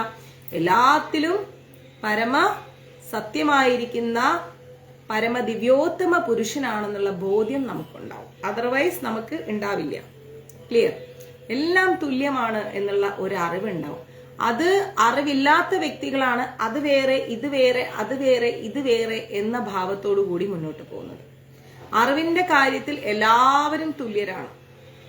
പക്ഷേ ഓരോ കാര്യങ്ങളും എങ്ങനെ പ്രസന്റ് ചെയ്യണം എന്നുള്ളത് സാക്ഷാൽ ഭഗവാനാണ് തീരുമാനിക്കുന്നത്. ഇപ്പൊ ഞാൻ ക്ലാസ് എടുക്കാൻ വന്നിരിക്കുമ്പോൾ ഞാൻ ഇതൊന്നും മുൻകൂട്ടി പഠിച്ചിട്ടില്ല. ഇവിടെ ദിവ്യ ഉണ്ട്, ദിവ്യക്കറിയാം. ഞാൻ ഈ ക്ലാസ് കഴിഞ്ഞാൽ ഇതൊന്നും വായിച്ചു നോക്കാൻ പോണില്ല. പക്ഷെ ക്ലാസ് എടുക്കാനിരിക്കുമ്പോൾ ഇതെല്ലാം വ്യക്തമായി പറഞ്ഞിരുന്നു. അത് ഭഗവാന്റെ നിശ്ചയമാണ്. അദ്ദേഹം പറയുന്നു ഇതിങ്ങനെ പറയൂ, ഇങ്ങനെ പറയൂ. വാക്കുകൾക്ക് ഒരു പഞ്ഞവുമില്ലാതെ കിട്ടുന്നുണ്ട്. അത് സാക്ഷാൽ അമ്മ ഭഗവതി മൂകാംബിക ദേവിയുടെ അനുഗ്രഹമാണ്. അപ്പൊ അവരാണ് തീരുമാനിക്കുന്നത് നമ്മൾ എങ്ങനെ പറയണം, ഏത് രീതിയിൽ പറയണം, എന്ത് പറയണം, എവിടെ പറയണം, ഏത് സമയത്ത് പറയണം എന്നുള്ളത്. അപ്പൊ ഒരിക്കലും നമ്മൾ എന്ത് ചെയ്യുന്നത്? ഒരിക്കലും നമ്മൾ ഒന്നിനെയും വേർതിരിച്ച് കാണരുത്. സർവഭൂതാത്മാവായി തീർന്ന അവന് ഒന്നിലും ഭേദബുദ്ധി ഉണ്ടാകുന്നില്ല. എല്ലാ ഭൂതങ്ങളെയും മനസ്സിലാക്കിയ ഭഗവാനെ തിരിച്ചറിഞ്ഞ ഒരു ജ്ഞാനിക്ക്, ഒരു വ്യക്തിക്ക് സർവഭൂതാത്മാവായി തീർന്ന എല്ലാ ഭൂതത്തിന്റെയും ആത്മാവായി മാറിക്കഴിഞ്ഞ ആ വ്യക്തിക്ക് ഒന്നിലും ഒരു വ്യത്യാസം കാണാൻ കഴിയില്ല. സാധിക്കുമോ? ഒരിക്കലും കാണാൻ കഴിയില്ല. കാരണം എന്താ? എല്ലാറ്റിലും ഭഗവാൻ കുടികൊള്ളുന്നു എന്നറിയാം. വ്യാവഹാരിക ലോകത്തിൽ, അതായത് ഈ വ്യാവഹാരിക ലോകം എന്ന് പറഞ്ഞാൽ ബിസിനസ് സൊസൈറ്റിയാണ് നമ്മുടേത്, അല്ലെ? വ്യാവഹാരിക ലോകം തന്നെയാണ്. ഇപ്പൊ ഒരു അമ്പലം നടന്നു പോണെങ്കിൽ പോലും അവിടെ ഒരു ബിസിനസ് നടക്കുന്നുണ്ട്. പബ്ലിക് കൊണ്ടുവന്ന് കാണിക്ക ഇടുന്നുണ്ട്. ഞാൻ ചോദിക്കട്ടെ, പലരും ഈ ഫേസ്ബുക്കിൽ ഇടാറുണ്ട്. ഇപ്പൊ ഇന്നലെ മറ്റോ ഞാൻ ഫേസ്ബുക്കിൽ ഒരു പോസ്റ്റ് കണ്ടു. ശബരിമലയില് ഒരു കാണിക്ക വഞ്ചി വെച്ചിരിക്കുന്നു. അത് അതിന്റെ അടിയിലോട്ട്, ഭൂമിക്ക് അടിയിലോട്ടാണ് ആ കാണിക്കയുടെ എമൗണ്ട് പോകുന്നതെന്ന്. മീൻസ് അവിടെ എന്തെങ്കിലും വെച്ചിട്ടുണ്ടാവും കളക്ട് ചെയ്യാൻ. അപ്പൊ അതിന്റെ അടിയിൽ ഒരാൾ എഴുതിയിരിക്കുന്നു, ഭഗവാൻ എന്തിനാ പണം എന്ന്. പക്ഷെ ഞാനൊരു കാര്യം ചോദിച്ചോട്ടെ, ഭഗവാൻ എന്തിനാ പണം എന്ന് ചോദിക്കുന്ന വ്യക്തികളോട് എനിക്ക് ചോദിക്കാനുള്ളത്, ആ സന്നിധാനത്ത് നിങ്ങൾ കയറുമ്പോൾ നിങ്ങൾക്ക് കുടിക്കാനുള്ള വെള്ളമില്ലേ? ഇരിക്കാൻ നല്ലൊരു പ്ലേസ് ഇല്ലേ? ടോയ്ലറ്റ്സ് ഇല്ലേ? നടന്നു പോകുന്ന വഴിയില്ലേ? വഴികളിൽ വെളിച്ചമില്ലേ? ആലോചിച്ചു. ഇലക്ട്രിസിറ്റി പ്രൊവൈഡ് ചെയ്യുന്നില്ലേ അവിടെ? ഉണ്ടോ ഇല്ലേ? കുറച്ച് സ്ഥലത്തെങ്കിലും മഴ കൊള്ളാതെ നിൽക്കാനുള്ള മേൽക്കൂരകൾ സ്ഥാപിച്ചിട്ടില്ലേ? ഏത് ക്ഷേത്രത്തിലാണെങ്കിലും ശരി, ഈവൻ ഗുരുവായൂരാണെങ്കിലും ശരി, ചോറ്റാനിക്കരയായാലും ശരി, കൊടുങ്ങല്ലൂരായാലും ശരി, എവിടെയായാലും ശരി, എവിടെയാണെങ്കിലും ശരി, എന്തെല്ലാം ഡെവലപ്മെന്റ്സ് ഓരോ നിമിഷവും നമ്മുടെ ക്ഷേത്രങ്ങളിൽ വന്നുകൊണ്ടിരിക്കുന്നു. ഈ ഡെവലപ്മെന്റ്സ് എങ്ങനെ വന്നു? കുറെയൊക്കെ ഓരോരുത്തർ ഡൊണേഷൻ ആയിട്ട് ചെയ്തു കൊടുക്കും, കുറെയൊക്കെ അവരുടെ അമ്പലത്തിന്റെ അധികാരികൾ ചെയ്യുന്നുണ്ട്. നമ്മൾ അതിന്റെ അപ്പുറത്തേക്ക് ഒരു കണക്കന്വേഷിക്കുന്നത് എന്തിനാണ്? എനിക്കറിയില്ല, ഞാൻ ചെയ്യാൻ പോവാറില്ല. നമ്മൾ പോണ ആരെയാണ്? ഈശ്വരനെ കാണാനാണ്. ശരിയും തെറ്റും ഉള്ളതും ഇല്ലാത്തതും തിരിച്ചറിയാനും പുറത്തു കൊണ്ടുവരാൻ അവിടെ ഒരു ഈശ്വരനുണ്ട്, ഒരു ദേവനുണ്ട്. ആ ദേവൻ അവിടെ ഉണ്ട് എന്ന ഉറപ്പിലല്ലേ നമ്മൾ ചെല്ലുന്നത്? അവിടെ അങ്ങനെ ഒരാളില്ല, ഇരിക്കുന്ന ആള് മൂകനാണ് എന്ന് തോന്നുന്നുണ്ടെങ്കിൽ നമ്മൾ അവിടെ ചെല്ലുവോ? അല്ല, ആലോചിച്ച് നോക്കൂ. ഒരു തീരുമാനം എടുക്കാൻ കഴിവില്ലാത്ത ഒരു ശക്തിയാണ് ആ ക്ഷേത്രത്തിൽ ഇരിക്കുന്നത് എങ്കിൽ പിന്നെ നമ്മൾ എന്തിനാ അവിടെ ചെല്ലുന്നു? അപ്പൊ അങ്ങനെ തീരുമാനങ്ങൾ എടുക്കാൻ കഴിവുള്ള ശക്തിയുള്ള ഒരു മൂർത്തിയാണ് അവിടെ ഇരിക്കുന്നതെങ്കിൽ പിന്നെ മറ്റു കാര്യങ്ങളും അവരെന്നെ തീരുമാനിച്ചോളും. അവർക്കറിയാം ഏത് സമയത്ത് എങ്ങനെ എവിടെ ആരോട് ചെയ്യണം എന്നുള്ളത്. മനസ്സിലാവുന്നുണ്ടോ? അവിടെ നമ്മളൊരു ക്ഷേത്രത്തിൽ ചെല്ലുമ്പോൾ ഒരു ഡ്രിങ്കിങ് വാട്ടറിനെങ്കിലും നമുക്ക് അവിടെ ഒരു വാട്ടർ ടാങ്ക് സ്ഥാപിച്ചിട്ടുണ്ടോ? ഇല്ലേ? അപ്പൊ ഇതെല്ലാം എന്താണ്? ഇതെല്ലാം നമുക്ക് സാധിക്കുന്നത് ഇങ്ങനെ നമ്മൾ കൊടുക്കുന്ന ചെറിയ ചെറിയ കോൺട്രിബ്യൂഷൻസ് വെച്ചിട്ടാണ്. അപ്പൊ ഇതെല്ലാം ഒരു വ്യവഹാരങ്ങളാണ്. മനസ്സിലാവുന്നുണ്ട്? എല്ലാം ഒരു വ്യവഹാരങ്ങളാണ്. ക്ഷേത്ര സംബന്ധമായി നടക്കുന്നതും പള്ളി സംബന്ധമായി നടക്കുന്നതും എല്ലാം ഒരു വ്യവഹാരമാണ്. അപ്പോ നമ്മൾ എന്താ ചിന്തിക്കേണ്ടത്? അതെ, വാസ്തവം. അപ്പൊ നമ്മൾ എന്താ ചിന്തിക്കേണ്ടത്? ഈ വ്യവഹാര ലോകത്തിൽ അവർ ജീവിക്കുന്നുണ്ടെങ്കിലും പരമാർത്ഥിക ദൃഷ്ട്യ എല്ലാം മിഥ്യയാണെന്നുള്ള ബോധ്യമുണ്ട്. സത്യമല്ലേ അത്? ഈ ലോകം ഒരു കാലത്ത് നശിച്ചു പോകും. ഈ ലോകം ഇതുപോലെ നിലനിൽക്കില്ല. നമ്മൾ എത്ര വലിയ സംഭവം എങ്ങനെ ഉണ്ടാക്കിയെടുത്താലും ശരി, എത്ര ഡെവലപ്മെന്റ്സ് ഉണ്ടാക്കിയാലും ശരി, സർവ്വതും നശിക്കുന്ന ഒരു സമയമുണ്ട്. നമ്മൾ അടക്കം നശിക്കുന്ന ഒരു സമയമുണ്ട്. അപ്പൊ ആ ചെറിയ സമയത്തിനുള്ളിൽ നമുക്ക് പോരടിക്കേണ്ട ആവശ്യമില്ല. ഒന്നിന്റെ പേരിലും നമ്മൾ പോരടിക്കേണ്ട. പോരടിക്കുന്നവർ അടിച്ച് ജീവിക്കട്ടെ. നമ്മളായിട്ട് നമ്മുടെ സനാതന ധർമ്മത്തെ മുറുകെ പിടിച്ച് മുന്നോട്ട് പോവാം. നമ്മൾ പോരടിക്കാൻ നിൽക്കേണ്ട. നമുക്ക് വളരെ ചെറിയ ഷോർട്ട് ലൈഫാണ്. ആ ലൈഫിൽ ഇനിയെങ്കിലും നമുക്കൊന്ന് ചിരിക്കാം. ഇത്രത്തോളം ദുഃഖങ്ങൾ നമ്മൾ അനുഭവിച്ചില്ലേ, ഇനിയെങ്കിലും നമ്മളൊന്ന് ചിരിക്കാം, സമാധാനത്തോടെ ഒന്ന് ഉറങ്ങാം. നമുക്ക് ആരോടും വഴക്ക് വേണ്ട, നാളെയെ കുറിച്ചുള്ള ടെൻഷൻ വേണ്ട. ഇന്നലെ എങ്ങനെ നടന്നു പോയി എന്ന് നമുക്കറിയില്ല, അല്ലെ? ഇന്നലകൾ നടന്നു പോയി. ഇന്നലെ എങ്ങനെ നടന്നു പോകും എന്ന് കഴിഞ്ഞ ദിവസം നമുക്കറിയില്ല, പക്ഷെ എന്നാലും അത് നടന്നുപോയി. ഇന്ന് എങ്ങനെ നടന്നു പോകുമെന്ന് ഇന്നലെ അറിയില്ലായിരുന്നു, പക്ഷെ ഇന്നത്തെ ദിവസം കടന്നുപോയി. അതേപോലെ നാളത്തെ ദിവസവും കടന്നു പോകും. ഓവർ കോൺഷ്യസ് ആവണ്ട. മനസ്സിലാവുന്നുണ്ടോ? ഓവർ കോൺഷ്യസ് ആയിട്ട് നമുക്കൊന്നും നേടാനില്ല. അതുകൊണ്ട് ഒരു നേട്ടവും ഇല്ല. പരസ്പരം വഴക്കുകളും പ്രശ്നങ്ങളും എല്ലാം മറന്ന് സമാധാനത്തോടെ പരസ്പരം ചിരിക്കൂ. ചെയ്യേണ്ട ഉത്തരവാദിത്തങ്ങൾ കൃത്യമായി സമയം കളയാതെ ചെയ്യുക. ഒരു സമയം പോലും നമുക്ക് വേണ്ടി കാത്തു നിൽക്കില്ല. അത് നമ്മൾ മനസ്സിലാക്കണം. ഇന്ന് ഉച്ചക്കത്തെ ദിവസം കഴിഞ്ഞുപോയി. നമ്മുടെ ജീവിതത്തിന്റെ ആയുസ്സിൽ നിന്ന് ഇന്നത്തെ ഉച്ചക്കലത്തെ സമയം കഴിഞ്ഞുപോയി. ഇനി ആ ആയുസ് നമുക്ക് തിരിച്ചു കിട്ടില്ല. നമ്മുടെ ജീവിതത്തിന്റെ ആയുസ്സാണ് കഴിഞ്ഞു പോകുന്നത്. ക്ലോക്കിലേക്ക് നോക്കുമ്പം ക്ലോക്കിലെ സമയമല്ല ചിന്തിക്കേണ്ടത്, നമ്മുടെ ലൈഫിന്റെ ആയുസിനെ കുറിച്ചാണ് ചിന്തിക്കേണ്ടത്. അവിടെ കഴിഞ്ഞു പോകുന്നത് ആയുസ്സാണ്. കലണ്ടറിലേക്ക് നോക്കുമ്പോൾ നമ്മുടെ മാസങ്ങളല്ല ചിന്തിക്കണം, നമ്മുടെ ആയുസ്സാണ് അവിടെ തീർന്നുകൊണ്ടിരിക്കുന്നത്. ആ ബോധ്യമുണ്ടെങ്കിൽ ഒരിക്കലും പരസ്പരം വഴക്കിടില്ല, പരസ്പരം വ്യക്തിവൈരാഗ്യം സൂക്ഷിക്കില്ല, പോരടിക്കില്ല, സമാധാനത്തോടെ മുന്നോട്ട് പോകും. ഇനി അടുത്ത വർഷം ഇതേ ദിവസം നമ്മൾ ഉണ്ടാവോ? ഈ മാസം അറിയില്ല. അത് ഉറപ്പ് പറയാൻ പറ്റാത്ത നമ്മളാണോ ഈ വഴക്കിടുന്നത്, ഈ ബഹളം ഉണ്ടാക്കുന്നത്? അതിന്റെ ആവശ്യമൊന്നുമില്ല. നമുക്ക് ഞാനെന്ന ഭാവം വെടിഞ്ഞ് സമാധാനത്തോടെ മുന്നോട്ട് പോവാം, ശാന്തിയോടെ മുന്നോട്ട് പോവാം. വഴക്കും പ്രശ്നങ്ങളും ഒന്നും വേണ്ട നമുക്ക്. ഓക്കെ? അപ്പോ പറയുന്നത് ഈ ലോകം കാണുന്നത്, ലോകത്ത് നമ്മൾ കാണുന്നതെല്ലാം മിഥ്യയാണ് എന്ന് പരമാർത്ഥിക ദൃഷ്ട്യ നല്ല ബോധ്യമുണ്ട് ജ്ഞാനികൾക്ക്. അതെ, എണ്ണി എണ്ണി കുറയുന്നു ആയുസ്. സത്യം. ജ്ഞാനികൾക്ക് നല്ല ബോധ്യമുണ്ട് ഇതെല്ലാം എന്താണ്, നശിച്ചു പോകാനുള്ളതാണ്. മനസ്സിലായില്ലേ? പുതിയ വാച്ച് വാങ്ങുമ്പോൾ സന്തോഷം, പക്ഷെ ആ വാച്ച് കയ്യിൽ കെട്ടുമ്പോൾ ആലോചിക്കണം ഇതെന്റെ ആയുസാണെന്ന്. ഞാൻ ചിന്തിക്കാറുണ്ട്. പുതിയ വാച്ച് വാങ്ങി കയ്യിൽ കെട്ടുമ്പോൾ എനിക്കൊരു പുതിയ ടൈറ്റാന്റെ വാച്ച് കിട്ടിയേ, എനിക്ക് പുതിയ വേറെന്തോ ഒരു വാച്ച് ഉണ്ടല്ലോ, എനിക്ക് മറന്നുപോയി, വാച്ച് കിട്ടിയെന്ന് പറഞ്ഞാൽ സന്തോഷിക്കും. പക്ഷെ അത് എന്താണ്, നമ്മുടെ ആയുസാണത് ആ തീരുന്നത്. അതേക്കുറിച്ച് ചിന്തിച്ചിട്ടുണ്ടോ എപ്പോഴെങ്കിലും? ചിന്തിക്കണം, വളരെയധികം ചിന്തിക്കണം. മനസ്സിലായില്ലേ? ശകുന്താനാമിവാകാശേ മത്സ്യാനമിവേ ചോദകേ യഥാഗതിർന ദൃശ്യേത തഥാ ജ്ഞാനം വിധാഗതി എന്ന് പറയുന്നുണ്ട്. എന്ന് വെച്ചാൽ ആകാശത്തിൽ പക്ഷികൾ പറന്നു പോകുന്ന വഴി ഏതാണെന്ന് നമുക്ക് അറിഞ്ഞൂടാ, അത് രേഖയായിട്ട് കാണാനും പറ്റില്ല. ശരിയല്ലേ? ആകാശത്തിലൂടെ കുറെ പക്ഷികൾ പറന്നു പോകുന്നുണ്ട്. ആ റൂട്ട് നമുക്കറിയാമോ? അവർക്കറിയാമോ? ഇല്ല. ജലത്തില് മത്സ്യങ്ങൾ നീന്തിപ്പോകുന്ന കുറെ വഴികളുണ്ട്. ആ റൂട്ട് നേരത്തെ എഴുതി വെച്ചിട്ടുണ്ടോ? ഇല്ല. ആ റൂട്ട് അവിടെ രേഖപ്പെടുത്തിയിട്ടുണ്ടോ? അതും ഇല്ല. അതുപോലെ ജ്ഞാനികളുടെ മാർഗവും അറിയാൻ എന്താണ്, നമുക്ക് കഴിയില്ല. നമ്മൾ നമ്മുടെ ഭൂമിയിൽ ജീവിക്കുമ്പോൾ നമ്മൾ നമ്മുടെ വീട്ടിന്റെ പറമ്പുകളെല്ലാം എന്താണ് അതിരുകൾ കൊണ്ട് ഇങ്ങനെ വെക്കും. എന്റെ പറമ്പിലൂടെ നടക്കരുത്, നിന്റെ പറമ്പിലൂടെ നടക്കരുത്. ഒരടി അങ്ങോട്ട് അളന്നു കഴിഞ്ഞാൽ പിന്നെ പോലീസായി, കച്ചറയായി, വഴക്കായി, ബഹളമായി. അയ്യോ, ഒരു രക്ഷയില്ല. അടിയോടടി പൊരിഞ്ഞ അടിയാണ് അവിടെ നടക്കുന്നത്. ഓക്കെ? പക്ഷെ ഒന്ന് ആലോചിച്ച് നോക്കൂ, ഈ കടലിന്റെ അടിയിൽ എത്രയോ മത്സ്യങ്ങൾ സഞ്ചരിക്കുന്നു. വല്ല വഴിയും രേഖപ്പെടുത്തി വെച്ചിട്ടുണ്ടോ? ആകാശത്തിലൂടെ എത്രയോ പറവകൾ പറന്നു പോകുന്നു. ഏതെങ്കിലും റൂട്ട് മാപ്പ് ഉണ്ടോ? ഇല്ല. പിന്നെ ഈ മനുഷ്യന് മാത്രം എന്തിനാണിത്? ആലോചിച്ച് നോക്കിക്കേ. എന്നിട്ട് ഈ സ്ഥലത്തിന്റെ പേരും പറഞ്ഞ് എത്രയോ മരണങ്ങൾ സംഭവിച്ചിരിക്കുന്നു, എത്രയോ വഴക്കുകൾ സംഭവിച്ചിരിക്കുന്നു.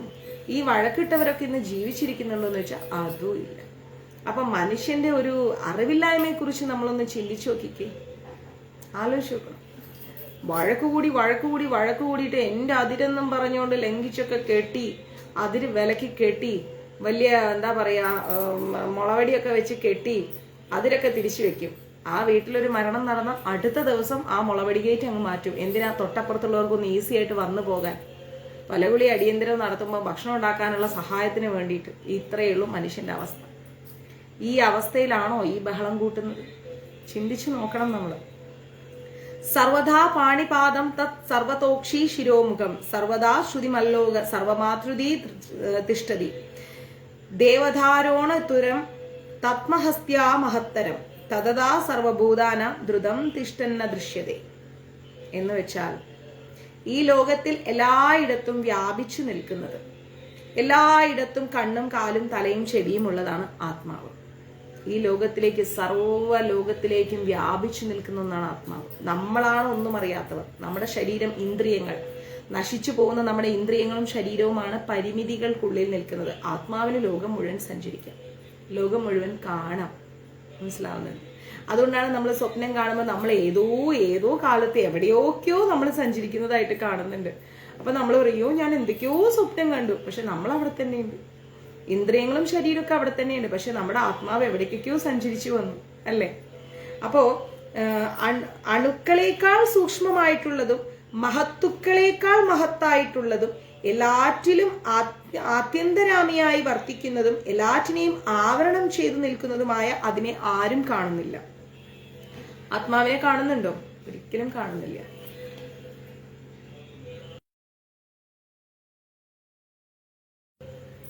ആത്മാവിനെ ആരും കാണുന്നില്ല, പക്ഷെ ആത്മാവ് എവിടേക്കൊക്കെയോ സഞ്ചരിച്ചു വരുന്നു.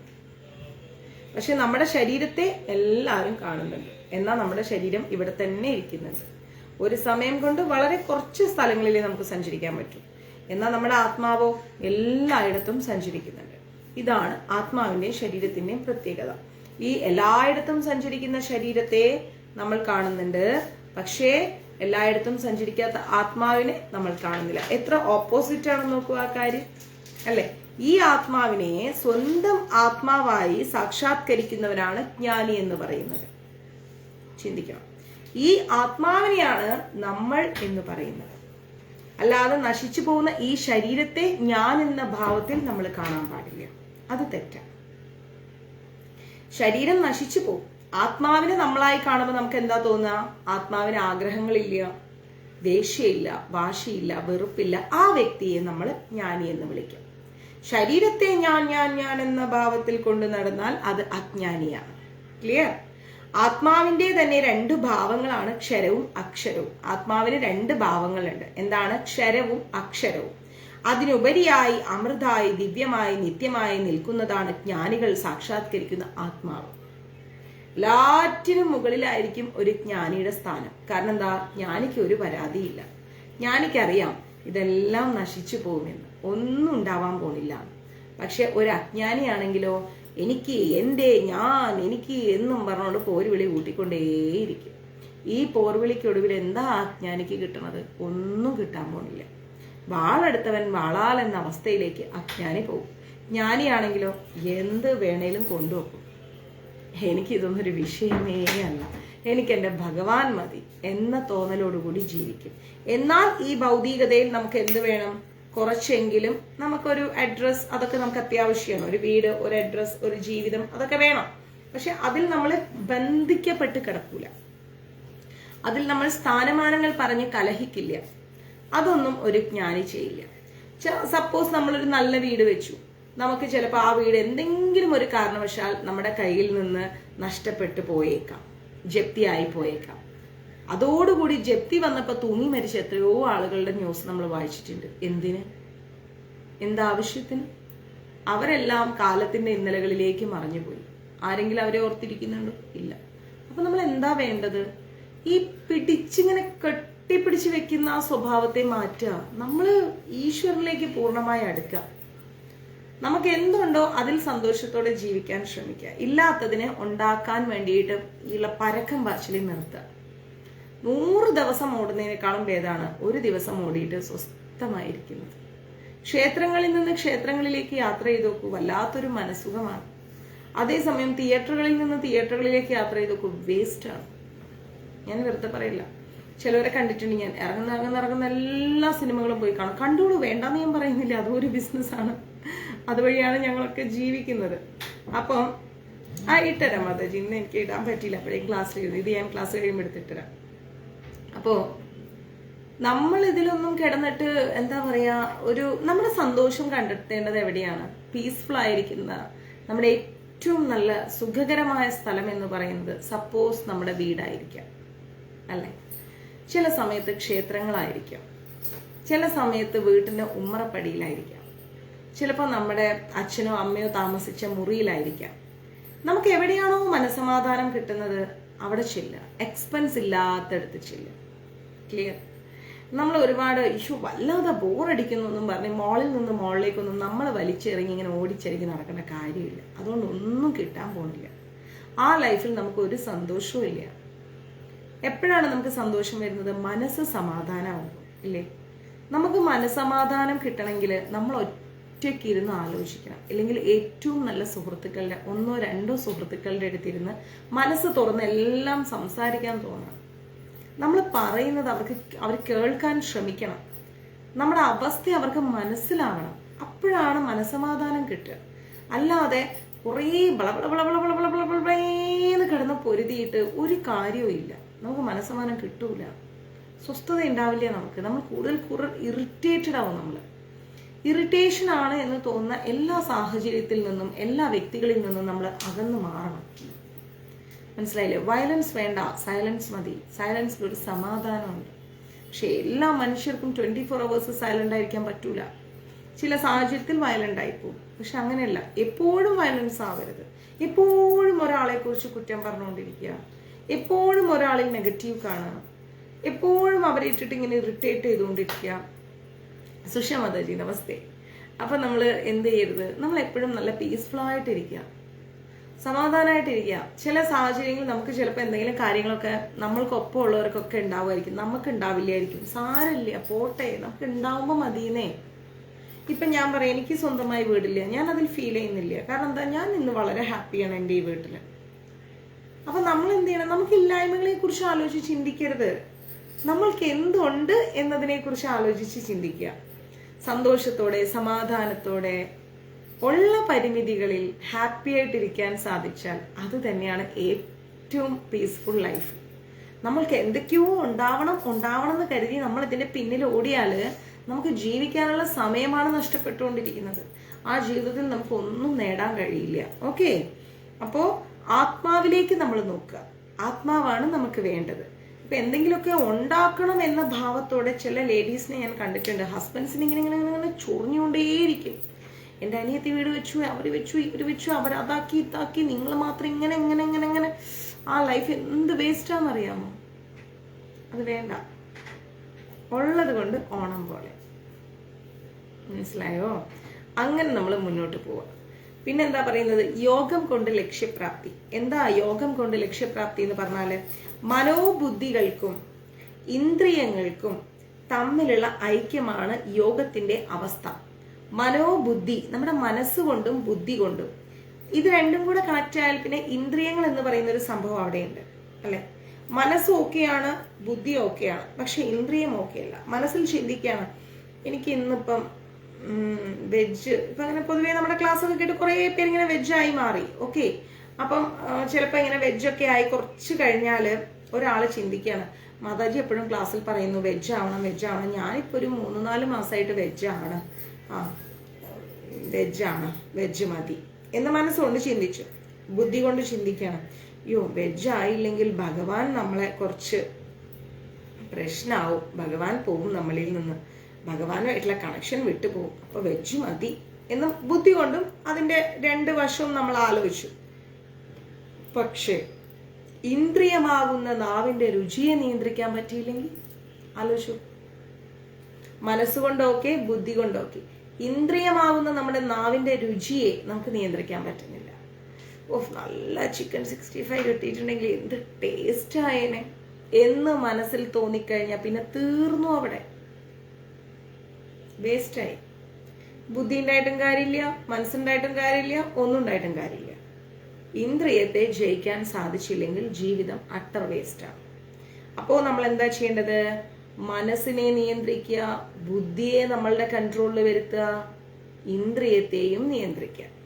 ഈ മൂന്നിനെയും കൂടെ കണക്ട് ചെയ്ത് പിടിച്ചാൽ എന്തായി? ഒരു ഐക്യമായി നമുക്ക്, അല്ലെ? ഐക്യമായി കഴിഞ്ഞാൽ എന്തായി? ഒരു യോഗമായി നമുക്ക്. ആ ഒരു അവസ്ഥ അത് ഭയങ്കര സമാധാനമുള്ള ഒരു അവസ്ഥയാണ്. മനസ്സ് എപ്പോഴും അലഞ്ഞു നടക്കുന്ന സ്വഭാവത്തോട് കൂടിയതാണ്. ഇപ്പൊ നമ്മൾ ഇവിടെ ഇരിക്കുമ്പോഴും എന്താ ചെയ്യുക? മനസ്സിങ്ങനെ പോവും ഓരോരോ സ്ഥലത്തേക്ക്.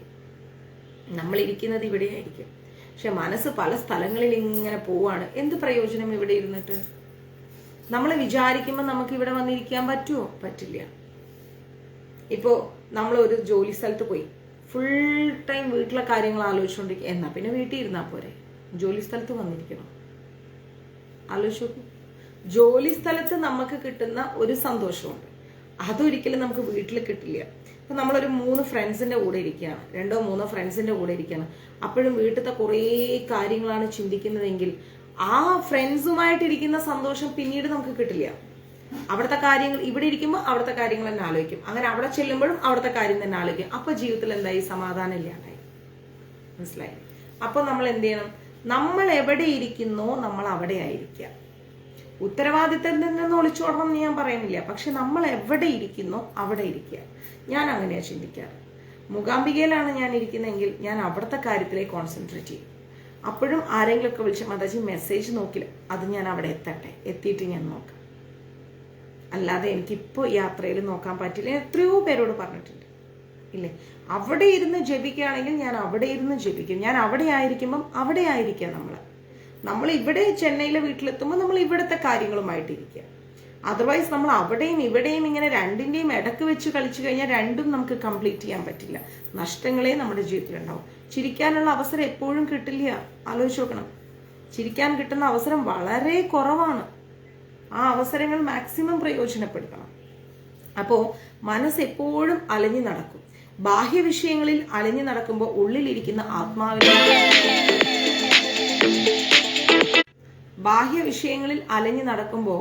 ഉള്ളിലിരിക്കുന്ന ആത്മാവിനെ നമുക്ക് കാണാനേ പറ്റൂല.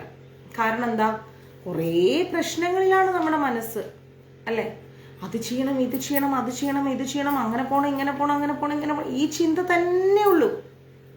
അപ്പോൾ നമ്മുടെ ഉള്ളിൽ ഒരു ആത്മാവുണ്ട്, ഒരു ഭഗവാനുണ്ട്, അതൊന്നും ചിന്തിക്കില്ല.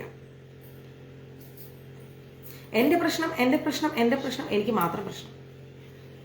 ഈ പ്രശ്നങ്ങളെക്കാൾ വലിയ പ്രശ്നങ്ങൾ അനുഭവിക്കുന്നതിന് നമുക്ക് ചുറ്റുമുള്ളവരുണ്ട്. ഇന്നലെ അമ്മു വന്ന് രാത്രി കുറേ എന്നോട് സംസാരിച്ചിരുന്നു. ഞാൻ കുറച്ച് സമയം അവളെ നോട്ട് ചെയ്യായിരുന്നു. കുറേ നേരം കളിയും ചിരിയും സംസാരവും വർത്താനവും അതും ഇതും ആകെ മൊത്തം ബഹളമായിരുന്നു. ലാസ്റ്റ് അവള് ശരി അമ്മ ഓക്കെ ഗുഡ് നൈറ്റ്, ഞാൻ ഉറങ്ങാൻ പോകുന്നു. ഞാൻ പറഞ്ഞു ഓക്കെ. അവള് പോയതിനു ശേഷം ഞാൻ ആലോചിക്കായിരുന്നു, നാളെ റെന്റ് കൊടുക്കണം. അതായത് ദാറ്റ് മീൻസ് ഇന്ന് റെന്റ്, ഞങ്ങളുടെ ഹൗസിലുള്ള റെന്റിന്റെ കാര്യത്തിൽ ഭയങ്കര പ്രശ്നമാണ്. റെന്റ് കൊടുക്കണം, വെള്ളത്തിന്റെ പൈസ കൊടുക്കണം. അപ്പൊ ഞാൻ ചിന്തിക്കണം, ആ ടെൻഷൻസ് ഒന്നുമില്ല അവൾക്ക്. ആ സമയം അവള് നമ്മളുമായിട്ട് എൻജോയ് ചെയ്യണം. കളിയും ചിരിയും തമാശയും ബഹളവും അതും ഇതും ഒക്കെ ആയിട്ട് ഭയങ്കര സംസാരമായിട്ട്. റെന്റ് കൊടുത്തില്ല ഞങ്ങൾ അപ്പം ഇവിടുന്ന് പിടിച്ച് പുറത്താക്കും. അപ്പൊ അത്രയും അല്ലാണ്ടും കുറേ ടെൻഷൻസ്. അവന്തികയുടെ ഫീസ് അടയ്ക്കണം, മറ്റേ കൊച്ചിൻ്റെത്, അങ്ങനെ ഇങ്ങനെ കുറേ ടെൻഷൻസ് പോകുന്നു. അപ്പൊ ഇതെല്ലാം അവളുടെ ഉള്ളിൽ കിടന്നിങ്ങനെ അല തല്ലിയിട്ട് പോലും ഇന്നലെ ഉണ്ടായിരുന്ന ആ 1 മണിക്കൂറിനെ കുറിച്ചാണ് ഞാൻ ചിന്തിച്ചത്. ഭയങ്കരമായിട്ട് കളിയും ചിരിയും തമാശയും, ബിന്ദുമേ കളിയാക്കുന്നു, അത് പറയുന്നു, ഇത് പറയുന്നു, അങ്ങനെ അങ്ങനെ അങ്ങനെ അങ്ങനെ കുത്തി മറിഞ്ഞ് തമാശ പറഞ്ഞ്. അപ്പൊ ഞാൻ ആലോചിക്കുകയായിരുന്നു, ആ സമയം അവളായിരിക്കുന്നു, അല്ലെ? ആ നിമിഷത്തിൽ, ആ സന്തോഷത്തിൽ നമ്മളും പങ്കുചേരുന്നു. എന്നിട്ട് പോകാൻ നേരം ഞാൻ ചോദിച്ചു, ഹലോ നാളെ കാലയിൽ ഇങ്ങതാൻ വരുവാ റെന്റ് കേട്ടിട്ട്, അത് നാളേക്ക് തന്നെ അപ്പൊ പാത്തിக்கலாம். ഇതാണ് അവൾ എനിക്ക് തന്ന മറുപടി. ഇന്ന് രാത്രി സുഖമായി ഉറങ്ങണം, അത് നാളെ. എന്നിട്ട് എന്നോട് പറയാ, നീയല്ലേ പറഞ്ഞത് അമ്മു എൻ്റെ അടുത്ത് ഇന്നലകളെ കുറിച്ച് ആലോചിക്കരുത്, ഇന്നത്തെ കുറിച്ച് ജീവിക്കണം, നാളത്തെ കുറിച്ച് ഓവർ കോൺഷ്യസ് ആവരുതെന്ന്. കൃഷ്ണ അപ്പടി തന്നെ சொன்னாங்க. ഞാൻ അങ്ങനെയാണ് പറഞ്ഞത്. പിന്നെ എന്താ നിനക്ക് ഇപ്പൊ നമ്മൾ കളിച്ച് ചിരിച്ചൊക്കെ നമുക്ക് ഇനി നാളെ കിട്ടൂ? ഞാൻ പറയില്ല, നാളെ എന്തായാലും ടെൻഷൻ അടിക്കണം, അതിന് ഇന്നേ ടെൻഷൻ അടിക്കണ്ടല്ലോ. അതാണ് ലൈഫ്. സീരിയസ്ലി അതാണ് ലൈഫ്. അപ്പൊ ഇന്ന് ഹൗസ് ഓണർ വന്നപ്പോ എന്ത് ചെയ്തു? താഴെ എന്തോ വണ്ടി വെക്കുന്ന കാര്യം വരെ ബഹളം കേട്ടപ്പോൾ ഞാൻ ഓടിച്ചെന്നു. ഈശ്വര, ഇനി അയാൾ റെന്റിന് വേണ്ടി ബഹളം കൂട്ടണം. ഞാൻ ചെന്നപ്പാ ഇല്ലല്ലേ, അത് വണ്ടി വെക്കണ കാര്യം പറഞ്ഞു. ഞാൻ ചമ്മു റെന്റ് അത് ഞാൻ 15th ആക്കി, അല്ല 20th ആക്കി. ആ പ്രോബ്ലം മുടിഞ്ഞു പോച്ചു. സാലറി വന്നാൽ ഞാൻ കൊടുക്കും. കഴിഞ്ഞു. അപ്പോൾ ജീവിതത്തിൽ പ്രശ്നങ്ങൾ വരും. ആ പ്രശ്നങ്ങൾ ഓർത്തിട്ട് തലയിട്ടടിച്ചാൽ ഇന്നിൽ ജീവിക്കാൻ നമ്മൾ മറന്നു പോകും. മനസ്സിലാവുണ്ടോ? എപ്പോഴും പ്രശ്നം പ്രശ്നം പ്രശ്നം പ്രശ്നം പ്രശ്നം എന്ന് പറയുന്ന ഒരു വ്യക്തിയുടെ കൂടെ ഇരിക്കാൻ നമ്മൾ ആരും ഇഷ്ടപ്പെടില്ല. അവരൊറ്റപ്പെട്ടു പോകും ജീവിതത്തിൽ. പ്രശ്നങ്ങളില്ലാത്ത ആരും ഈ ലോകത്തിലില്ല. നിങ്ങൾക്കുണ്ട്, എനിക്കുണ്ട്. പക്ഷെ അതും പറഞ്ഞുകൊണ്ട് എപ്പോഴും കുത്തിപ്പിടിച്ചിരുന്നു കഴിഞ്ഞാൽ ആ വ്യക്തികൾ ജീവിതത്തിൽ ഒറ്റപ്പെട്ടു പോകും. ഒരിക്കലും ആ വ്യക്തിയെ ആരും ഇഷ്ടപ്പെടില്ല. കാരണം എന്താ, ഇപ്പം ഞാനാണെങ്കിലും ചിന്തിക്കൽ അങ്ങനെയാണ്. എപ്പോഴും അവർക്ക് പ്രോബ്ലംസ് തന്നെ. അവരുടെ കൂടെ ഇരുന്ന നമ്മൾക്കുള്ള ഒരു പോസിറ്റിവിറ്റി കൂടി നഷ്ടപ്പെട്ടു പോകും. കളിയും ചിരിയും തമാശയായിട്ടുള്ള ആ ഒരു സമയം നഷ്ടപ്പെട്ടു പോകും എന്ന് നമ്മളും ചിന്തിക്കും. ഓരോരുത്തരും ചിന്തിച്ചോളും, ഇല്ലേ? അപ്പൊ നമ്മൾ എന്ത് ചെയ്യാം? ലിവിങ് ദ പ്രസന്റ്, ഇന്നിൽ ജീവിക്കുക. നാളത്തെ കാര്യം ഭഗവാൻ നമുക്ക് നാളെ ശരിയാക്കി തരും. അങ്ങനെ ഒരു അടിയുറച്ച വിശ്വാസം ഭഗവാനിൽ നമ്മൾ സമർപ്പിക്കുക. മനസ്സിലാവുന്നുണ്ട്? അപ്പോ ബാഹ്യ വിഷയങ്ങൾ എത്ര ഉണ്ടെങ്കിലും ആ വിഷയങ്ങളിൽ അലഞ്ഞു നടക്കുകയാണ് നമ്മുടെ മനസ്സ്. കറക്റ്റ്, നെഗറ്റീവായി പോകും നമ്മൾ. ബാഹ്യ വിഷയങ്ങളിൽ ഇങ്ങനെ അലഞ്ഞു നടക്കുകയാണ് മനസ്സ്. പക്ഷേ നമ്മുടെ ഉള്ളിലുള്ള ആത്മാവിനെ നമ്മൾ കാണുന്നില്ല. ആ ആത്മാവിനോട് ചേർന്ന് ആരിയ്ക്കുന്നു? പരമാത്മാവ് ഇരിക്കുന്നുണ്ട്. ആ പരമാത്മാവും ആത്മാവും കൂടെ കണക്റ്റ് ആവുമ്പോൾ എന്തായി? അവിടെ ഒരു പോസിറ്റിവിറ്റി ഉണ്ട്. ആ പോസിറ്റിവിറ്റിനെ നമ്മൾ കാണാൻ ശ്രമിച്ചാലാണ് നമുക്ക് നമ്മുടെ മനസ്സിനെ നിയന്ത്രിക്കാൻ പറ്റുന്നത്. കഴിഞ്ഞ വർഷവും ഇതേ സമയത്ത് നമുക്ക് പ്രശ്നങ്ങളായിരുന്നു. അതിന്റെ മുമ്പത്തെ വർഷവും നമുക്ക് പ്രശ്നങ്ങളായിരുന്നു. ഈ വർഷം ഈ സമയത്തും പ്രശ്നങ്ങൾ തന്നെ. അടുത്ത വർഷവും ഈ സമയത്ത് പ്രശ്നങ്ങളാണ്. എന്നാ പിന്നെ പ്രശ്നങ്ങളില്ലാത്ത സമയമില്ലല്ലോ. ഉള്ള സമയമൊന്നും സന്തോഷിച്ചൂടെ? ആലോചിക്കുക. മനസ്സിനുള്ള 5 ദോഷങ്ങൾ നീങ്ങുമ്പോഴാണ് ഏകാഗ്രമായിരിക്കുന്ന ഒരവസ്ഥ നമുക്ക് ലഭിക്കുന്നത്. മനസ്സിന് 5 ദോഷങ്ങളുണ്ട്. ഈ 5 ദോഷങ്ങൾ എന്താണ്? ആ 5 ദോഷങ്ങൾ നീങ്ങിക്കഴിഞ്ഞാലാണ് ഏകാഗ്രമായിരിക്കുന്ന ഒരവസ്ഥ വരുന്നത്.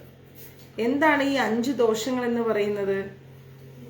ഒരു ഏകാഗ്രത വേണം നമുക്ക്, അല്ലെ? എന്താണ് ഈ മനസ്സിന്റെ 5 ദോഷങ്ങൾ? കാമം, ക്രോധം, ലോഭം, ഭയം, നിദ്ര. കാമം എന്ന് പറഞ്ഞു കഴിഞ്ഞാൽ സെക്സ് ആയിട്ട് കരുതരുത്. എന്തിനോടുമുള്ള ആസക്തി, അങ്ങനെ ചിന്തിക്കണം. എന്തിനോടുമുള്ള ആസക്തിയെ നമുക്ക് കാമം എന്ന് പറയാം.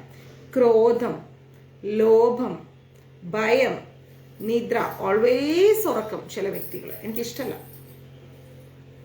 ഉറക്കം വരുന്ന സമയം നമുക്കിപ്പോൾ രാവിലെ ചിലപ്പോൾ നേരത്തെ എണീക്കാൻ പറ്റും. ഓക്കെ, കിടന്നുറങ്ങിക്കോ.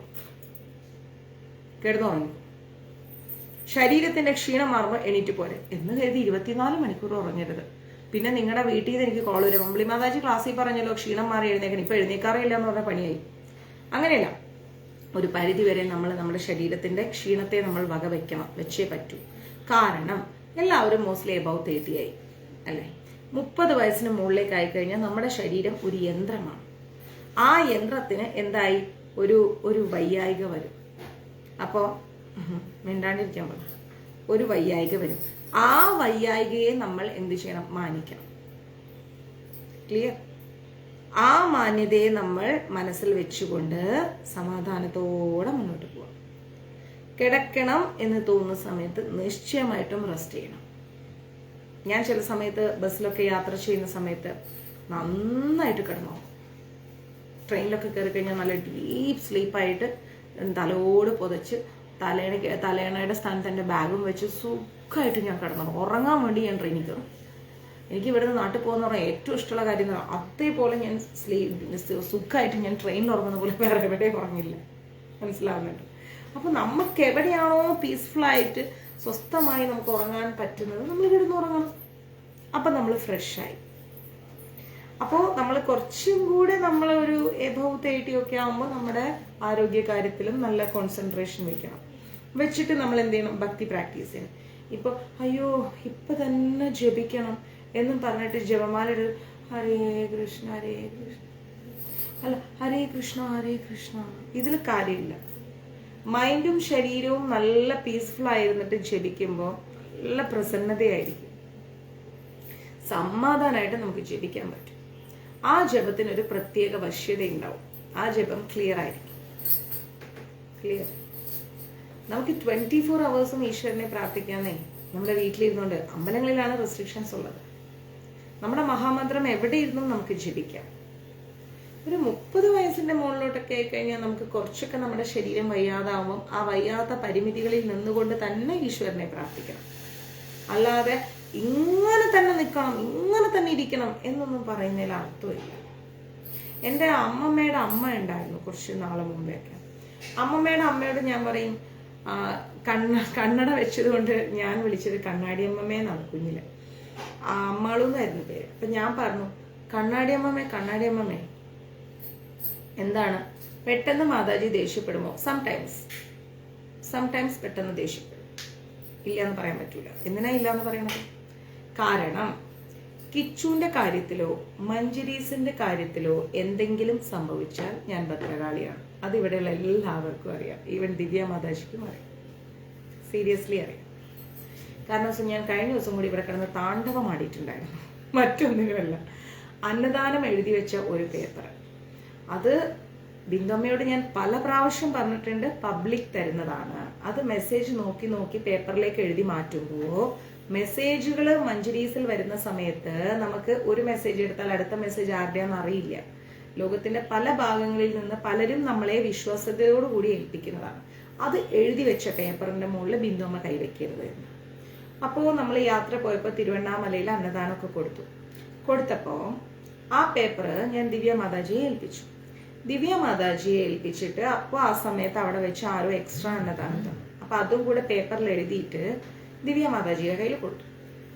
ദിവ്യ മാതാജി അതെടുത്തിട്ട് അമ്മുവിന്റെ ബാഗിൽ വെച്ചു. അപ്പൊ എന്റെ ബാഗ് ഇരിക്കുന്നത് ബിന്ദുമ്മയുടെ കയ്യിൽ. അപ്പൊ ഇവിടെ വന്നപ്പോ ദിവ്യ മാതാജി പറഞ്ഞു, അത് അമ്മുവിന്റെ ബാഗിലാണെന്ന് പറഞ്ഞു.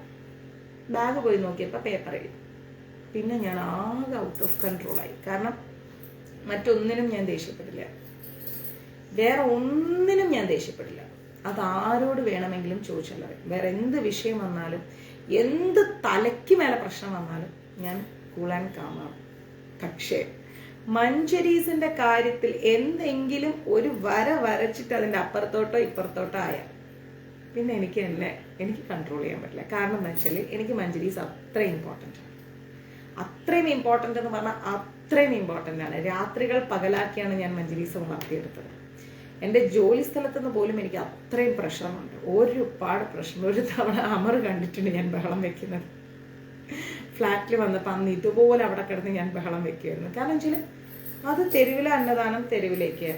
നമ്മുടെ ആ പേപ്പേഴ്സ് എടുത്തിട്ട് വന്ന ദിവ്യ, നമ്മൾ എഴുതി വെച്ച ആ പേപ്പേഴ്സുകൾ, തെരുവിലെ അന്നദാനം അവിടേക്ക്, ചണ്ഡികാ ഹോമം അവിടേക്ക്, തിരുനെല്ലി ക്ഷേത്രത്തിലേക്കുള്ളത് അവിടെ, സുനിലേട്ടൻ്റെ കോൺട്രിബ്യൂഷൻസ്, അങ്ങനെ എല്ലായിടത്തും അങ്ങനെ ഓരോരോ ഡിപ്പാർട്ട്മെന്റ് ആയിട്ട് ഞാൻ മാറ്റി മാറ്റി കണക്കുകളോടുകൂടി പെർഫെക്റ്റ് ആക്കി വെച്ചാണ്. ഇതിലൊരു ചാർട്ടേഡ് അക്കൗണ്ടന്റ് ഉണ്ട്. അപ്പൊ ഇതിൽ നിന്നൊരു പേപ്പർ മൈനസ് ആയാൽ ഞാൻ വയലൻ്റാവും. ഇതാവാൻ പാടില്ല. കാരണം ഇത് ഞാൻ കൃത്യതയോടുകൂടി വ്യക്തമായി സൂക്ഷിക്കുന്നതാണ്. എൻ്റെ യാത്രകളിലെല്ലാം എൻ്റെ കൂടെ ഉണ്ടാവും ഇത്, ഡയറി. ഇതൊക്കെ എനിക്കറിയാം ഇതൊക്കെ എന്താണ്, ഞാൻ എത്ര പേരുടെ അന്നദാനം കൊടുത്തു, എത്ര പേരുടെ കൊടുക്കാനുണ്ട്, എത്ര പേരുടെ ഹാരം ചാർത്തി, ഇനി എത്ര എണ്ണം ചാർത്താനുണ്ട്. അപ്പൊ ഇതിൽ നിന്ന് അങ്ങോട്ടും ഇങ്ങോട്ടും മാറിയാൽ എനിക്കത് ഇഷ്ടമല്ല.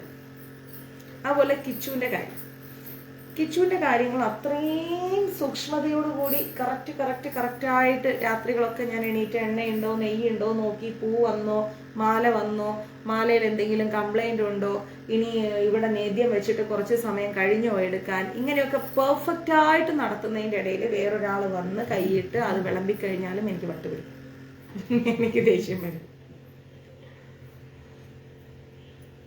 അതർവൈസ് ബാക്കി കാര്യങ്ങളൊക്കെ എന്തോ ആയിക്കോട്ടെ, എനിക്കത് പ്രശ്നമുള്ള കാര്യമേ അല്ല. ഞാൻ എന്തോ ക്ഷമിക്കും, എത്രയും ക്ഷമിക്കും. ഈ രണ്ട് കാര്യങ്ങൾക്ക് എനിക്ക് ക്ഷമ കിട്ടില്ല. കാരണം എന്താ വെച്ചാൽ മഞ്ജരീസ് എന്ന് പറഞ്ഞാൽ നമ്മളെ വിശ്വസിച്ച് ആളുകൾ നമ്മളുമായിട്ട് ബന്ധപ്പെട്ട് മുന്നോട്ട് പോകുന്നതാണ്.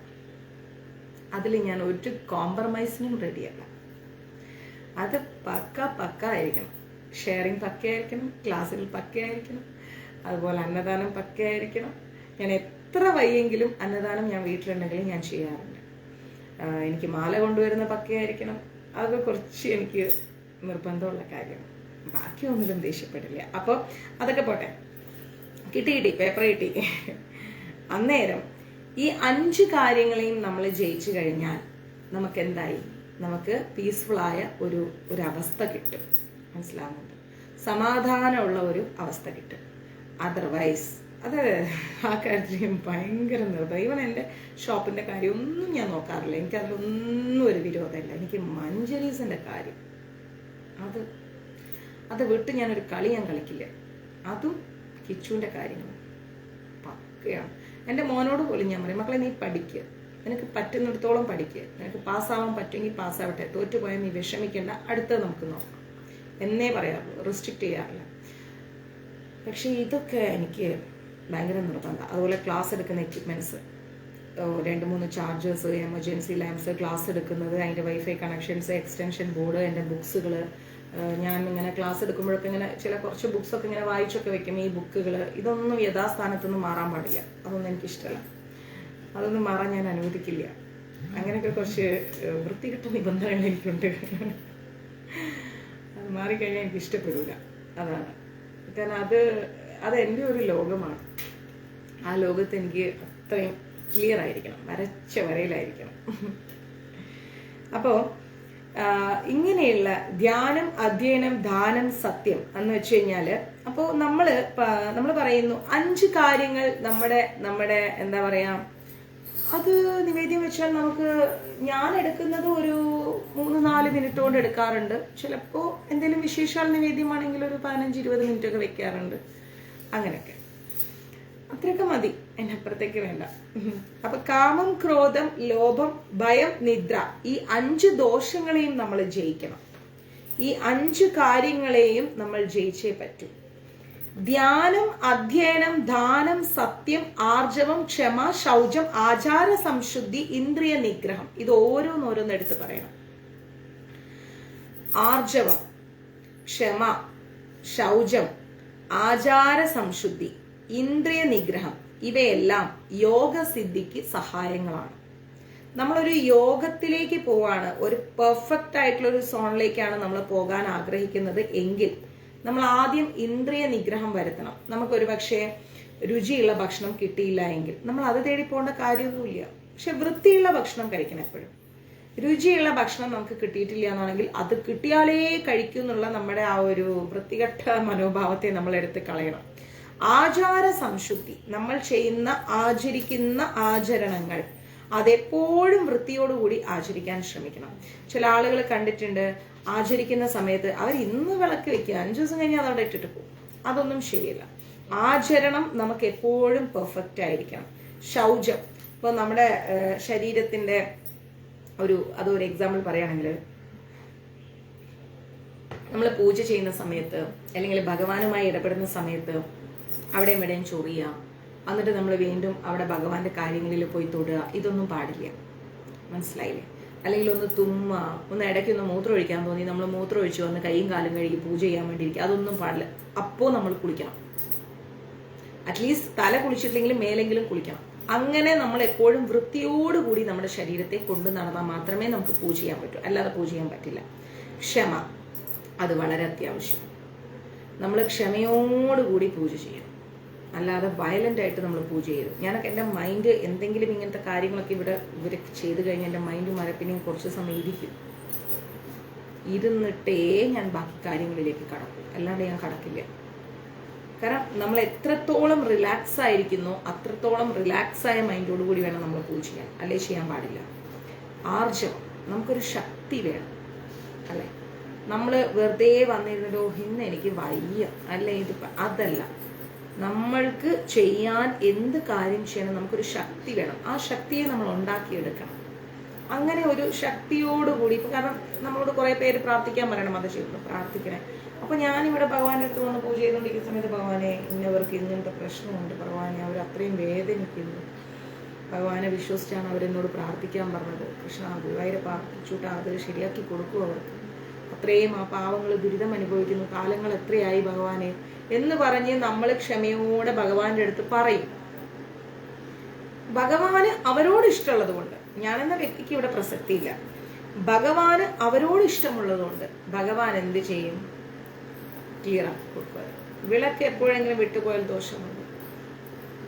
നമ്മള് വിളക്ക് വിട്ടുപോന്ന് പറയുമ്പോൾ നമ്മൾ വീട്ടിൽ ഉള്ള സമയമാണെങ്കിൽ നമ്മൾ വിളക്ക് കത്തിക്കണം. ഇപ്പോൾ ഇന്നത്തെ സാഹചര്യം വെച്ച് എപ്പോഴും എല്ലാവർക്കും വീട്ടിലിരിക്കാൻ പറ്റില്ല. ഉള്ള സമയത്ത് കത്തിക്കും. ഇപ്പൊ എന്നെ സംബന്ധിച്ചുള്ള എനിക്ക് കിടാവിളക്കാണ്, അത് ഞാനില്ലെങ്കിലും പുറത്തുനിന്ന് വേറൊരാളെ വെച്ച് നമ്മൾ കത്തിപ്പിക്കും. അപ്പോൾ നമ്മൾ ഉള്ള സമയത്ത് നമ്മുടെ വീട്ടിൽ വിളക്ക് കത്തിക്കാം. നമ്മൾ ഉണ്ടായിട്ടോ ഇനി മതി നാളെ ആട്ടെ, അത് ചെയ്യാൻ പാടില്ല, അത് തെറ്റാണ്. ക്ലിയർ? അങ്ങനെ നമ്മൾ എന്ത് ചെയ്യണം? ഇത്രയും കാര്യങ്ങളെ കറക്റ്റ് ചെയ്ത് വന്നിട്ട് നമ്മൾ നമ്മുടെ യോഗ സിദ്ധിയെ ഡെവലപ്പ് ചെയ്തെടുക്കണം. അപ്പോഴാണ് നമ്മൾക്കൊരു പ്ലസന്റ്ഫുൾ ആയിട്ടുള്ള ലൈഫ് കിട്ടുക. അല്ലാതെ കൃഷ്ണ ഞാൻ എന്നും പ്രാർത്ഥിക്കുന്നു, എന്നും വിളക്ക് വെക്കുന്നു, എന്നും ജപിക്കുന്നു, എന്നിട്ടും ഞാൻ നന്നായില്ല, അതിൽ കാര്യമില്ല. നമ്മൾ ഇത്രയും കാര്യങ്ങളെ നമ്മുടെ മൈൻഡിനെ കറക്റ്റ് ചെയ്ത് കൊണ്ടുവന്നാൽ നമ്മൾ ചെയ്യുന്ന പെർഫെക്റ്റ് ആയിട്ടുള്ള കാര്യങ്ങൾക്ക് ഒരു വൃത്തി ഉണ്ടാവും. അപ്പോഴാണ് അതിന്റെ റിസൾട്ട് കിട്ടുക, അല്ലേ കിട്ടൂല.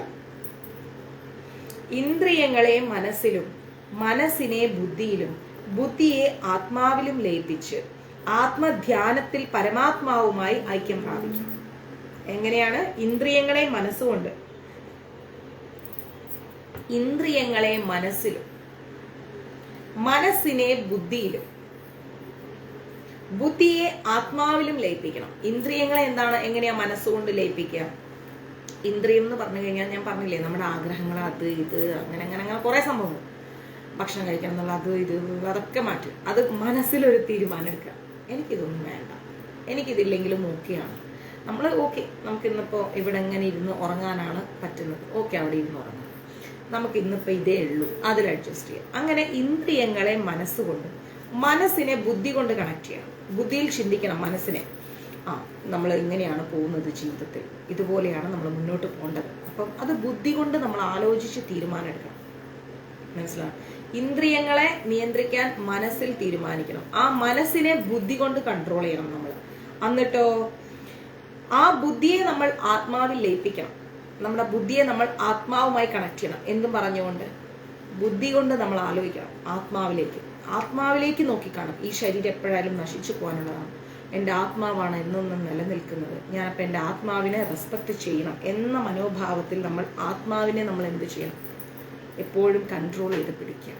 ആത്മാവിലേക്ക് നമ്മൾ ആഴ്ന്നിറങ്ങുക. എന്നിട്ട് എന്ത് ചെയ്യണം?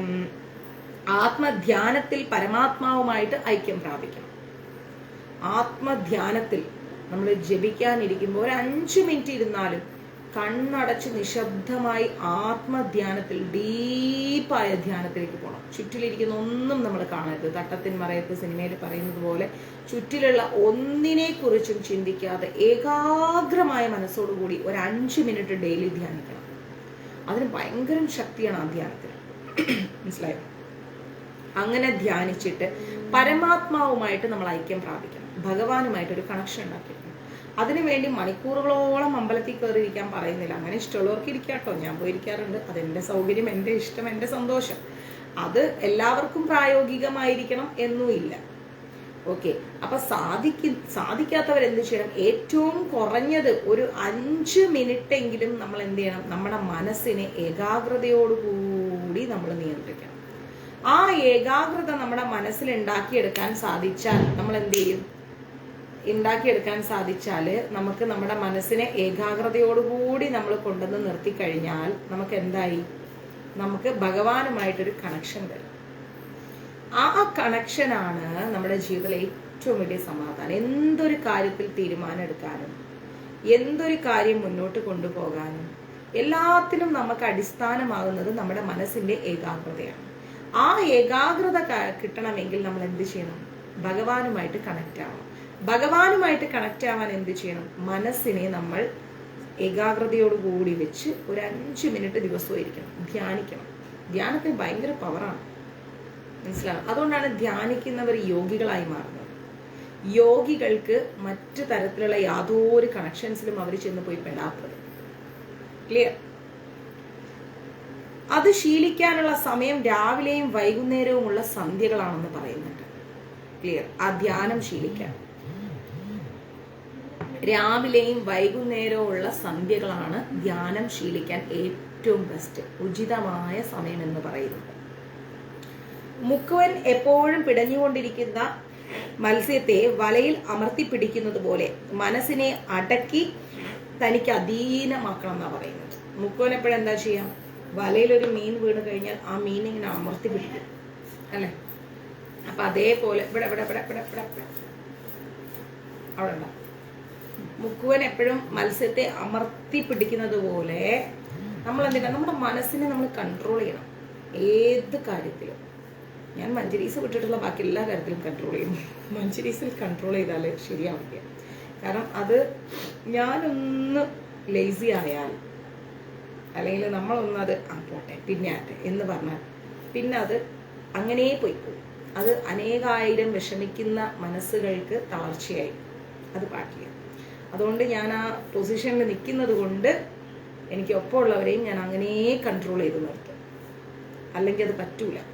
എനിക്ക് വേണമെങ്കിൽ പോട്ടെ സാരല്ല പിന്നെ ആട്ടെ. നമ്മുടെ എക്സിക്യൂട്ടീവ് കമ്മിറ്റി ആക്കെങ്കിൽ പോലും കൃത്യമാണ് അവർ കറക്റ്റ് സമയത്തിന് അവർ മഹാമന്ത്രം പോസ്റ്റ് ചെയ്യും. അവര് നോക്കിയിരിക്കും ഓരോ ക്ലാസ്സിന്റെ ഷെയറുകൾ, അത് ഇത് പക്ക. 6 മണി ഒരു സമയം ഉണ്ടെങ്കിൽ നമ്മുടെ ഗ്രൂപ്പിൽ ഗാനാർച്ചന വരും. ചില സമയത്ത് അമർ എന്നോട് ഒരു മത ചെയ്യും കുറച്ച് കഴിഞ്ഞിട്ടിടാം ചേച്ചി കുറച്ച് കഴിഞ്ഞു. ഓക്കെ മോനെ ശരി. ഉച്ചപൂജ അലങ്കാരം മാത്രമാണ് നമുക്ക് ദേവസ്വം ബോർഡിൽ നിന്ന് ഇങ്ങോട്ടേക്ക് കിട്ടാൻ കുറച്ച് ചില സമയങ്ങളിൽ വരച്ചു വരാൻ ലേറ്റ് ആവുന്നത്. ചിലപ്പോൾ രാത്രിയിലൊക്കെ ആയിരിക്കും വരച്ചു കഴിഞ്ഞാൽ. അതുകൊണ്ട് മാത്രമാണ് അത് ടൈമിങ് നമുക്ക് വ്യത്യാസം വരുന്നത്. അതർവൈസ് നമുക്ക് എല്ലാം പക്കയായിട്ട് പോകണം. ആ ഷെഡ്യൂൾ നമുക്ക് ആവശ്യമാണ്. അതേപോലത്തെ ഷെഡ്യൂൾ നമ്മുടെ ജീവിതത്തിലും ആവശ്യമാണ്. പിന്നെ എന്ന് വെച്ച് കഴിഞ്ഞാൽ അത് പിന്നത്തേക്ക് തന്നെ പോകും. അതുകൊണ്ട് ചില സന്ദർഭങ്ങളിൽ ചില കാര്യങ്ങളിൽ നമ്മൾ ഭയങ്കര സ്ട്രിക്റ്റ് ആയിരിക്കും. ആ സ്ട്രിക്റ്റ് എന്നും നല്ലതിന് വേണ്ടിയിട്ടുള്ളതാണ്. അത് നമ്മൾക്ക് ഓപ്പോസിറ്റ് നിൽക്കുന്ന വ്യക്തികളോട് ഇഷ്ടമല്ലാത്തത് കൊണ്ടല്ല, അത് നല്ലതിനാണ്. അത് തീർത്തു കഴിഞ്ഞാൽ അത് തീർത്തു. അത് ചെയ്യേണ്ടത് ചെയ്ത് തീർക്കുക. ആ മനോഭാവത്തോടു കൂടി ആ കാര്യത്തിൽ മാത്രമേ ഞാൻ സ്ട്രിക്റ്റ് ആയിട്ട് നിൽക്കൂ. അതർവൈസ് മറ്റൊന്നിലും ഞാൻ സ്ട്രിക്റ്റ് അല്ല, ഒന്നിലും സ്ട്രിക്റ്റ് അല്ല. ഭക്തിയുടെ കാര്യത്തിലും മഞ്ജരീസിന്റെ കാര്യത്തിലും മാത്രമാണ് കുറച്ച് അഡമന്റ് ആയിരിക്കുന്നത്. അതങ്ങനെ ഇരുന്നേ പറ്റൂ. അത് ഞാൻ തളർത്തിടാൻ പാടില്ല. അപ്പോ നമ്മുടെ മനസ്സിനെയും നമ്മൾ എന്ത് ചെയ്യണം? കൺട്രോൾ ചെയ്ത് നിർത്തണം. പിന്നെ നമ്മുടെ ദിവ്യമാതാജിയെ പറ്റി പറയുകയാണെങ്കിൽ അതൊരു എൻസൈക്ലോപീഡിയ ആണ് സീരിയസ്ലി. കാരണം ആര് എന്ത് എവിടെ എന്ത് കാര്യം പറഞ്ഞാലും അതിന്റെ തലയിലിരിക്കും. പറയും അമ്മു രാത്രി കിടക്കുമ്പോൾ എൻ്റെ അടുത്ത് അമ്മു നമ്മുടെ ആ ഒരു മാതാജിയില്ലേ ആരാന്നറിയോ ഇന്ന സ്ഥലത്തുള്ള ഞാൻ പറഞ്ഞ അവരിങ്ങനെ എന്നോട് പറഞ്ഞിരുന്നു അവരുടെ മോളുടെ കല്യാണത്തിന്റെ കാര്യം ഇങ്ങനെ എന്നെ എപ്പോഴും കൂടെ നടന്നിങ്ങനെ റിമൈൻഡ് ചെയ്തുകൊണ്ടേയിരിക്കും. ഇന്ന ആളുടെ കാര്യം അവർക്കിതല്ലേ. അതൊക്കെ ഭയങ്കര പെർഫെക്ഷനാണ്. നമുക്ക് ഇല്ലാന്ന് പറയാൻ പറ്റില്ല. ഭയങ്കര പെർഫെക്ഷനാണ്. കാരണം അവരുടെ ഓരോ നടത്തത്തിലും ഞാൻ അവരെ വാച്ച് ചെയ്യുമ്പോൾ അവരെന്തൊക്കെയോ ചിന്തിച്ചുകൊണ്ടാണ് നടക്കുക. ആ ചിന്തകൾ എന്ന് പറയുന്നത് അവർ ഓരോ കാര്യങ്ങൾ ചെയ്യാനുള്ളത്, അടുത്തത് എന്താ ചെയ്യേണ്ടത്, ഇതെന്താ ചെയ്യേണ്ടത്, അതെന്താ ചെയ്യേണ്ടത്. ഈവൻ നമ്മുടെ എക്സിക്യൂട്ടീവ് കമ്മിറ്റി അതും വളരെ പെർഫെക്റ്റ് ആണ്. അവർ ഓരോന്ന് റിമൈൻഡ് ചെയ്തുകൊണ്ടേയിരിക്കും. ഇപ്പം സിനി മാതാജി നാളെ ഏകാദശിയാണ്, മറ്റന്നാൾ പ്രദോഷമാണ്, നമുക്ക് ഇത് തീരാറായി, ഇത് എങ്ങനെ ചെയ്യണം. അമറാണ് മാതാജി പാട്ട് കഴിയാറായി, നമുക്ക് രേഖ മാതാജി ഇത് ഇത്രേ ഷെയർ ഉള്ളൂ, പ്രസന്ന മാതാജി, ജയന്തിയമ്മ, എല്ലാവരും, ശ്രീലത മാതാജി, എല്ലാവരും പക്ക. ഇതിലാരെങ്കിലും ഒരു വ്യത്യാസം കാണിച്ചാൽ ഒരു പിടിച്ച് ഞാൻ പുറത്തു പോകും. കാരണം എന്താ പറയുക, അത് ലേസി ആക്കുന്ന ഒരാൾ വേണ്ട. നമുക്ക് ഉത്തരവാദിത്തത്തോടു കൂടി ചെയ്യാൻ പറ്റുന്ന ആളുകളുണ്ടെങ്കിൽ അത് മതി, അല്ലാത്തൊരു വേണ്ടെന്നേ. കാരണം നമ്മൾ ആ പോസ്റ്റ് ചെയ്യുന്ന ഓരോന്നിനു വേണ്ടിയിട്ട് നോക്കിയിരിക്കുന്ന ഇഷ്ടം പോലെ ആൾക്കാരുണ്ട് ഇല്ലേ. അവരെ നിരാശപ്പെടുത്തിക്കൊണ്ട് പിന്നെ നമ്മൾ ഇരുന്നിട്ട് എന്താ കാര്യമുള്ളത്. ഇപ്പൊ എക്സാമ്പിൾ അന്നദാനം തന്നെ പറഞ്ഞു, നോക്കിയിരിക്കും എപ്പോഴാണ് എപ്പോഴാണ് അന്നദാനം കൊടുക്കുക, അവർ നോക്കിയിരിക്കും. അപ്പൊ ആ അന്നദാനം നമ്മൾ പ്രിപ്പയർ ചെയ്ത് റോട്ടിൽ എത്തിക്കുന്നതിന് പിന്നിൽ ഒരുപാട് പ്രോസസ്സ് ഉണ്ട്.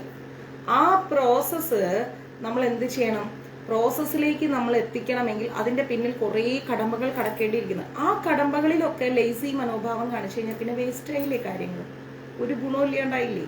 അത് നമ്മൾ ചിന്തിക്കണം. അപ്പോ ഇവിടെയെല്ലാം നമ്മൾ എന്ത് ചെയ്യണം, മനസ്സിനെ നമ്മൾ ഇന്ദ്രിയങ്ങളിൽ നിന്ന് പിടിച്ചു നിർത്തണം. ഇന്ദ്രിയ വ്യാപാരങ്ങളുടെയും അടിയിലുള്ളത് മനസ്സാണ്. ഇന്ദ്രിയങ്ങൾക്കടിയിൽ എന്താണുള്ളത്, മനസ്സാണുള്ളത്. മനസ്സ് നിശ്ചലമായി നിന്നാൽ ആത്മസാക്ഷാത്കാരമാകുന്ന ലക്ഷ്യം സുസാധ്യമാകുന്നു. മനസ്സൊരിക്കലും നിശ്ചലമാകാൻ പാടില്ല. മനസ്സ് എപ്പോഴും നമുക്ക് നമ്മുടെ കൺട്രോളിൽ വേണം. മനസ്സ് കൺട്രോളല്ല എങ്കിൽ വേസ്റ്റായി ഇന്ദ്രിയം, നമ്മുടെ ജീവിതമേ വേസ്റ്റായി. 3 സന്ധ്യകളിലും മുടങ്ങാതെ മുനി യോഗം ശീലിക്കണം. അത് മുനിമാർക്കാണ് കേട്ടോ, നമുക്കല്ല. 3 സന്ധ്യകളിലും. അപ്പൊ നമ്മൾ എന്ത് ചെയ്യണം? അറ്റ്ലീസ്റ്റ് രാവിലെയും വൈകിട്ടും. ഇപ്പൊ വൈകിട്ട് ഓഫീസ് ഡ്യൂട്ടി കഴിഞ്ഞ് എത്താത്ത കുറെ ആൾക്കാരുണ്ടാവും, അത് കുഴപ്പമില്ല. എത്തുന്നവരാരായാലും ശരി, വേഗം വന്ന് അയ്യോ ഞാൻ ഓഫീസിൽ നിന്ന് വന്നതാ, ഇന്ന് എനിക്ക് വയ്യ എന്നും പറഞ്ഞിരിക്കരുത്. നേരെ വരിക, കുളിക്കുക, ഫ്രഷ് ആവുക, ഭഗവാന്റെ മുമ്പിൽ കുമ്പിടുക. ആ ദിവസത്തിന് ഭഗവാനോട് നന്ദി പറയാം. ഒരാപത്തും കൂടാതെ നമ്മൾ വീട്ടിലെത്തിയത്. തങ്കമണി മാതാജി, ഒരാപത്തും കൂടാതെ നമ്മൾ വീട്ടിലെത്തിയതിന്, ഇന്നത്തെ ജോലികൾ പെർഫെക്റ്റ് ആയി തീർക്കാൻ സാധിച്ചു, എല്ലാത്തിനും ഈശ്വരനോട് നന്ദി പറഞ്ഞുകൊണ്ടേയിരിക്കാം. ആ സ്മരണ, ആ കൃതജ്ഞതാബോധം നമ്മൾക്കുള്ളിൽ വേണം. മനസ്സിലായില്ലേ? അല്ലെങ്കിൽ പാലം കടക്കുവോളം നാരായണ, പാലം കടന്നാൽ പോരായണ, ഈ ഒരു അവസ്ഥയിലോട്ട് നമ്മൾ മാറിപ്പോകും. മനസ്സ് വിക്ഷേപം ഉണ്ടാക്കുന്ന ചുമതലകളിൽ ഒന്നും യോഗി ചെന്ന് ചാടരുത്. ഒരിക്കലും നമ്മുടെ മനസ്സ് തെറ്റായ വഴിക്കാണ് നമ്മളെ കൊണ്ടുപോകുന്നതെങ്കിൽ ആ വഴിയിലേക്ക് നമ്മൾ ഒരിക്കലും യാത്ര ചെയ്യരുത്. ഏകാന്തമായ സ്ഥലത്ത് ഏകാഗിയായിരുന്ന ഉന്നതമായ ചിന്തകളിൽ മനസ്സിനെ വ്യാപരിപ്പിക്കുക. ഏകാന്തമായ സ്ഥലത്ത്, അത് നമ്മുടെ വീട്ടിൽ തന്നെ നമുക്ക് കണ്ടെത്താൻ പറ്റും. ചില സന്ദർഭങ്ങളിൽ പലർക്കും പറ്റിയെന്ന് വരില്ല, ഭയങ്കര ബഹളവും കാര്യങ്ങളും അതൊക്കെ ആയിരിക്കും. അതർവൈസ് അങ്ങനെയല്ല എങ്കിൽ അമ്പലങ്ങളിൽ പോണ സമയത്ത് അവിടെയെങ്കിലും ഇരുന്നിട്ട് നമ്മൾ എന്ത് ചെയ്യണം? എങ്ങനെയെങ്കിലും നമ്മുടെ മനസ്സിനെ ഒന്ന് ഏകാഗ്രതയോടുകൂടി നമ്മൾ കൊണ്ടുപോവാം. മനസ്സിലായി? ഏകാഗ്രതയോടുകൂടി കൊണ്ടുപോയിട്ട് നമ്മൾ എന്ത് ചെയ്യണം? നമ്മൾ നമ്മുടെ മനസ്സിനെ ഒരു പെർഫെക്റ്റ് ആയിട്ടുള്ള, ഒരു പോസിറ്റീവ് ആയിട്ടുള്ള ഒരു സ്ഥലത്ത് നമ്മൾ കൊണ്ട് നിർത്തിയിട്ട് നമ്മൾ എന്ത് ചെയ്യണം? എല്ലാത്തിനെയും നമ്മൾ കൺട്രോൾ ചെയ്യാൻ ശ്രമിക്കുക. അതായത് നമ്മുടെ ജീവിതത്തിലേക്ക് വരുന്ന സകല നെഗറ്റിവിറ്റിയെ നമ്മൾ കൺട്രോൾ ചെയ്ത് നിർത്തുക. പോസിറ്റീവിനെ നമ്മൾ വർദ്ധിപ്പിച്ചുകൊണ്ടേയിരിക്കുക. അതിന് നമ്മുടെ മൈൻഡാണ് ആദ്യം സ്റ്റഡി ആവേണ്ടത്. മൈൻഡ് സ്റ്റഡി അല്ല എങ്കിൽ, തങ്കമണി മാതാജി കിച്ചുടം കൂടെയുണ്ട്, ധൈര്യമായിട്ടിരുന്നു, ഞാൻ ഇന്നും പ്രാർത്ഥിച്ചിട്ടുണ്ട്. മനസ്സ് സ്റ്റഡി അല്ല എങ്കിൽ നമ്മുടെ ലൈഫ് വേസ്റ്റാണ്, അട്ടർ വേസ്റ്റാണ്. നമ്മളൊരു വെപ്രാളപ്പെട്ട അവസ്ഥയിലേക്ക്, ഒരു പ്രാന്തമായ അവസ്ഥയിലേക്ക് പോകും. മനസ്സിനെ ആദ്യം സ്റ്റഡിയാക്കുക. ക്ലിയർ? പിന്നെ പറയുന്നു, യദൃശ്ചാലാഭസന്തുഷ്ടനും തുല്യനിന്ദാസ്തുതിയും രാഗദ്വേഷാദി ദ്വന്ദ്ങ്ങളെ ജയിച്ചവനുമായിരിക്കണം. മനസ്സിലായില്ലേ? എന്താ പറയുന്നത്? യദൃശ്ചാലാഭസന്തുഷ്ടൻ. ചിലപ്പോൾ ഭഗവാൻ നമുക്ക് എന്തെങ്കിലുമൊക്കെ നമ്മൾ പ്രതീക്ഷിക്കാതെ എന്തെങ്കിലും നേട്ടങ്ങൾ തരും. അതിൽ കിടന്നിട്ട് നമ്മൾ ഭയങ്കരമായിട്ട് അങ്ങ് ആർമാദിക്കും. തുല്യാനിന്ദ സ്തുതി, അതായത് നിന്ദിച്ചാലും ശരി, നമ്മളെ സ്തുതിച്ചാലും ശരി, അത് തുല്യമായി കാണണം. പൊക്കി പറഞ്ഞാൽ സന്തോഷിക്കുക, താഴ്ത്തി കെട്ടിക്കഴിഞ്ഞാൽ ദേഷ്യപ്പെടുക, ഈ ഭാവമൊന്നും വേണ്ട. നല്ലത് പറഞ്ഞാലും ഓക്കെ, ചീത്ത പറഞ്ഞാലും ഓക്കെ, നമ്മൾ എന്ത് ചെയ്യണം? തുല്യമായിട്ട് കാണാം. അവരോട് വാദിക്കാൻ പോകണ്ട, അതിൽ കാര്യമില്ല, അർത്ഥമില്ല. നമ്മളെ അങ്ങനെ ആരെങ്കിലും താഴ്ത്തി കെട്ടി നമ്മുടെ കുറവുകൾ പറഞ്ഞു കഴിഞ്ഞാൽ നമ്മൾ എന്ത് ചെയ്യണം? വാദിക്കണ്ട. എൻ്റെ പോളിസി അതാണ്. വാദിച്ചിട്ട് കാര്യമില്ല. നമ്മൾ എന്ത് ചെയ്യാം? Okay, fine. ചിലപ്പോൾ ഓപ്പോസിറ്റ് നിൽക്കുന്ന ആള് ഭയങ്കര വെല്ലുവിളികളൊക്കെ നടത്തും. ഓ ആയിക്കോട്ടെ, വെല്ലുവിളിച്ചോളൂ, നിങ്ങളെ കൊണ്ട് അതല്ലേ പറ്റൂ, നിങ്ങൾ ചെയ്തോളൂ എന്ന് പറഞ്ഞ് വിട്ടുകൊടുത്തേക്കണം. ഇനി അങ്ങോട്ടേക്ക് സ്തുതിച്ച് തലയിലെടുത്ത് വെച്ചാലോ? സ്തുതിച്ചോളൂ. നോക്കാം മാതാജി, നോക്കാം, മെസ്സേജ് നോക്കാം, കുറെ നോക്കി വരുന്നേ ഉള്ളൂ, നോക്കാം. സ്തുതിച്ചോളൂ, എനിക്ക് ഒരു കുഴപ്പമില്ല, എത്ര വേണേലും സ്തുതിച്ചോളൂ എന്ന ഭാവത്തിൽ നമ്മൾ വിട്ടേക്കണം. മനസ്സിലാവുന്നില്ലേ? ഈക്വലായ മനോഭാവത്തോടു കൂടി നമ്മൾ മുന്നോട്ട് പോവുക. രാഗദ്വേഷാദി ദ്വന്ദ്ങ്ങളെ, നമ്മുടെ എല്ലാവിധ എന്താ പറയാ, മനസ്സിന്റെ രാഗവും, അതായത് ഇഷ്ടവും ഇഷ്ടക്കേടും, സന്തോഷവും സന്തോഷമില്ലാത്ത അവസ്ഥയും, ആഗ്രഹങ്ങളും ആഗ്രഹമില്ലാത്ത അവസ്ഥയും, നേട്ടങ്ങളും നേട്ടമില്ലാത്ത അവസ്ഥയും, എല്ലാത്തിനെയും നമ്മൾ ഒരുപോലെ കാണും. ഇന്നലെ വരെ ഹാപ്പി ആയിരുന്നു, ഇന്ന് ഡൗൺ ആയിരിക്കുമ്പം ആ വ്യക്തി ഈശ്വരനിലേക്ക് അടുത്ത വ്യക്തി അല്ലെന്നേ. ഇന്നലെ വരെ നല്ലത്, ഇന്ന് ചീത്ത, അങ്ങനെ ഒരു മനോഭാവം നമുക്കില്ല. മനസ്സിലാവുന്നത്? അങ്ങനെ ഒരു മനോഭാവം ഇല്ല നമുക്ക്. നമുക്കെല്ലാം തുല്യമാണ്, എല്ലാം തുല്യമാണ്. ഇന്നലെ വരെ കണ്ട വ്യക്തികളെ ഇന്ന് കാണാത്ത ഈ ലോകത്ത് എന്തിനോടാണ് നമ്മൾ താരതമ്യപ്പെടുത്തുന്നത്? ഒന്നും താരതമ്യപ്പെടുത്താനില്ല, എല്ലാം നമുക്ക് തുല്യമാണ്. മനസ്സിലാവുന്നു? അവൻ മണ്ണും പൊന്നും ഒരുപോലെ കാണുന്നവനായിരിക്കും, അല്ലെ? ഭഗവാനുമായി അടുത്ത വ്യക്തികൾക്ക് മണ്ണും തുല്യമാണ്, പൊന്നും തുല്യമാണ്. അല്ലാണ്ട് മണ്ണ് മാത്രം വലുത് പൊന്നു തുല്യമല്ല, പൊന്നു മാത്രം വലുത് മണ്ണ് വേണ്ട, ഇങ്ങനത്തെ ചിന്തകളൊന്നും വേണ്ട. എല്ലാം നമുക്ക് തുല്യമാണെന്ന്. ഉള്ളവനും ഇല്ലാത്തവനും അത് നമുക്ക് ഒരുപോലെയാണ്, നമുക്കൊരു വ്യത്യാസവും ഇല്ല. അങ്ങനെയുള്ള ഏകാഗ്രത പരിശീലിക്കുന്നവൻ മനോജയമാകുന്ന യോഗം കൊണ്ട് ജ്ഞാനം നേടി ലക്ഷ്യത്തെ പ്രാപിച്ച് കൃതാർത്ഥനാകുന്നു. ഈ രീതിയിലാണ് നമ്മൾ ജീവിച്ചു പോകുന്നതെങ്കിൽ നമുക്ക് എന്തായി മനോജയം ലഭിക്കും. മനസ്സിനെ ജയിക്കാൻ പറ്റും. ഇല്ല എങ്കിൽ മനസ്സിനെ ജയിക്കാൻ പറ്റൂല. നമുക്ക് ഒരിക്കലും ജയിക്കാൻ പറ്റില്ല. നമ്മുടെ മനസ്സ് തളർന്നു പോകും, ഒന്നുമില്ലാണ്ടായിപ്പോകും. ഇനി പറയുന്നു പ്രവൃത്തിയും നിവൃത്തിയും. എന്താ പ്രവൃത്തി, എന്താ നിവൃത്തി? പിന്നീട് ശുഗന്റെ ഒരു ചോദ്യം വന്നു. എന്താണ്? ജ്ഞാനവും കർമ്മവും തമ്മിലുള്ള വ്യത്യാസത്തെയാണ് വ്യാസൻ ഇപ്പം പറഞ്ഞു തന്നത്.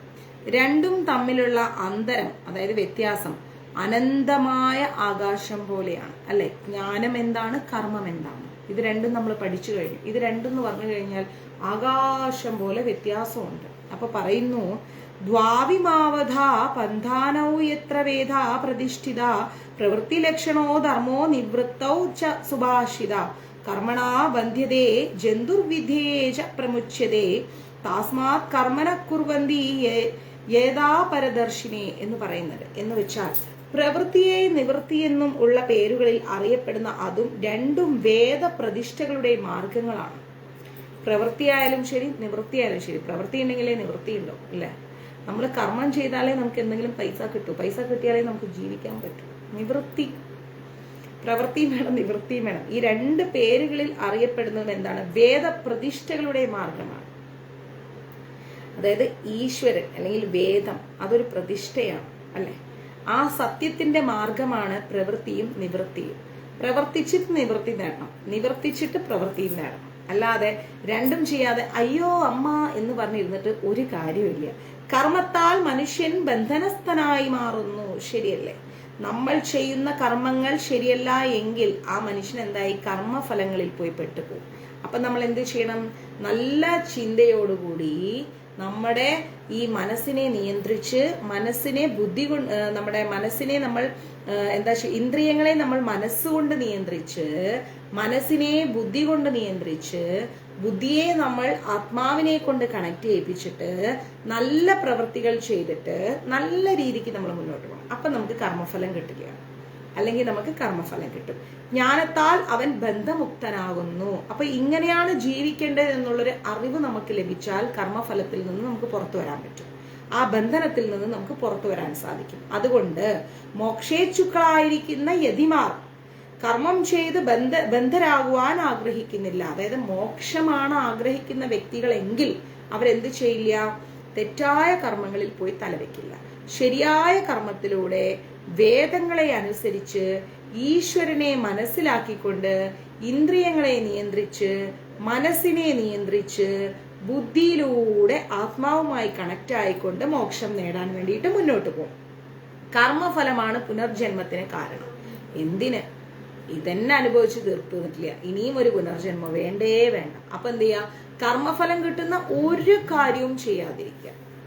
ഒരാളെ വേദനിപ്പിക്കാതിരിക്കുക, കുറ്റപ്പെടുത്താതിരിക്കുക, ഒറ്റപ്പെടുത്താതിരിക്കുക, ദ്രോഹിക്കാതിരിക്കുക, കളവ് പറയാതിരിക്കുക, കള്ളത്തരം ചെയ്യാതിരിക്കുക, ഭഗവാന്റെ കാര്യങ്ങൾ ചെയ്യാതിരിക്കുക, വ്രതങ്ങൾ എടുക്കാതിരിക്കുക, ഇങ്ങനെയുള്ള ഒരു സംഭവങ്ങളും ചെയ്യാതെ സമാധാനത്തോടെ സന്തോഷത്തോടു കൂടി മുന്നോട്ട് പോവുക. അപ്പോൾ നമുക്ക് കർമ്മഫലം കിട്ടില്ല.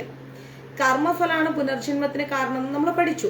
പ്രവൃത്തി നിരതന്മായവർക്കാണ് പ്രാപഞ്ചിക ദുഃഖങ്ങൾ അനുഭവിക്കേണ്ടി വരുന്നത്. പ്രവൃത്തി ചെയ്യണം നമ്മൾ ഈ ഭൂമിയിൽ അല്ലെ. നമ്മൾ ജോലി ചെയ്യേണ്ട വ്യക്തികൾ ജോലി തന്നെ ചെയ്യണം, പഠിക്കേണ്ട കുട്ടികൾ പഠിക്കുക തന്നെ ചെയ്യണം. അല്ലാണ്ടായി കഴിഞ്ഞാൽ എന്തായി? നമുക്ക് ഇവിടെ ഒരുപാട് ദുരിതങ്ങൾ അനുഭവിക്കേണ്ടി വരും. നിവൃത്തി നിരതരായ ജ്ഞാനികൾക്ക് കർമ്മഫലങ്ങൾ ഒന്നുമില്ലാത്തത് കൊണ്ട് സുഖദുഃഖങ്ങൾ ഉണ്ടാകുന്നില്ല. മോക്ഷമാണ് ആഗ്രഹിക്കുന്നതെങ്കിൽ അവരൊരിക്കലും സുഖദുഃഖത്തിൽ പോയി പെടില്ല. അവർക്ക് സുഖം വന്നാലും ദുഃഖം വന്നാലും ഒരുപോലെയാണ്. മനസ്സിലാവുന്നുണ്ടോ? ഇപ്പോ അതിന്റെ ഏറ്റവും നല്ല ഉദാഹരണം എന്ന് പറഞ്ഞു കഴിഞ്ഞാൽ നല്ല വെയിലും നല്ല മഴയും. ആലോചിച്ച് നോക്കൂ. ഒരു സ്ഥലത്ത് ഭയങ്കര വെയില്, അയ്യോ രക്ഷയില്ല, ഭയങ്കര വെയിൽ, ഒരു തണല് കിട്ടിയാൽ മതി.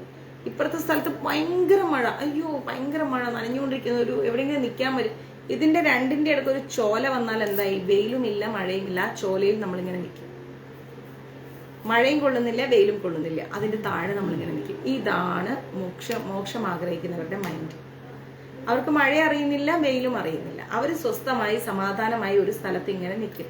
ആ സ്ഥലത്ത് സുഖമായി അങ്ങനെ നിൽക്കും. ഇതേപോലെ നമ്മൾ നമ്മുടെ ജീവിതത്തിൽ സുഖം വന്നാലും ശരി, ദുഃഖം വന്നാലും ശരി, ഈക്വലായ മനോഭാവത്തോടെ നിന്ന് പോവാം. ഒരു തരത്തിലും നമ്മൾ അതിന്റെ മുകളിൽ കയറി ചിന്തിച്ച് ആലോചിച്ച് ടെൻഷൻ അടിച്ച് ഒന്നുമില്ലാത്തൊരവസ്ഥയിലേക്ക് നമ്മൾ പോകണ്ട. നമ്മൾ സമാധാനമായിട്ട് സ്വസ്ഥമായിട്ട് ഈശ്വരനെ ധ്യാനിച്ച് പ്രാർത്ഥിച്ച് ഒരു നല്ല മനോഭാവത്തോടു കൂടി നമ്മൾ മുന്നോട്ട് പോകണം. ഓക്കെ. സ്വൽപ്പബുദ്ധികളായിരിക്കുന്ന ചിലരാണ് കർമ്മത്തെ വാഴ്ത്തുന്നത്, അല്ലെ? സ്വൽപ്പബുദ്ധികളായിരിക്കുന്ന എന്താ പറയാ ആൾക്കാരെ.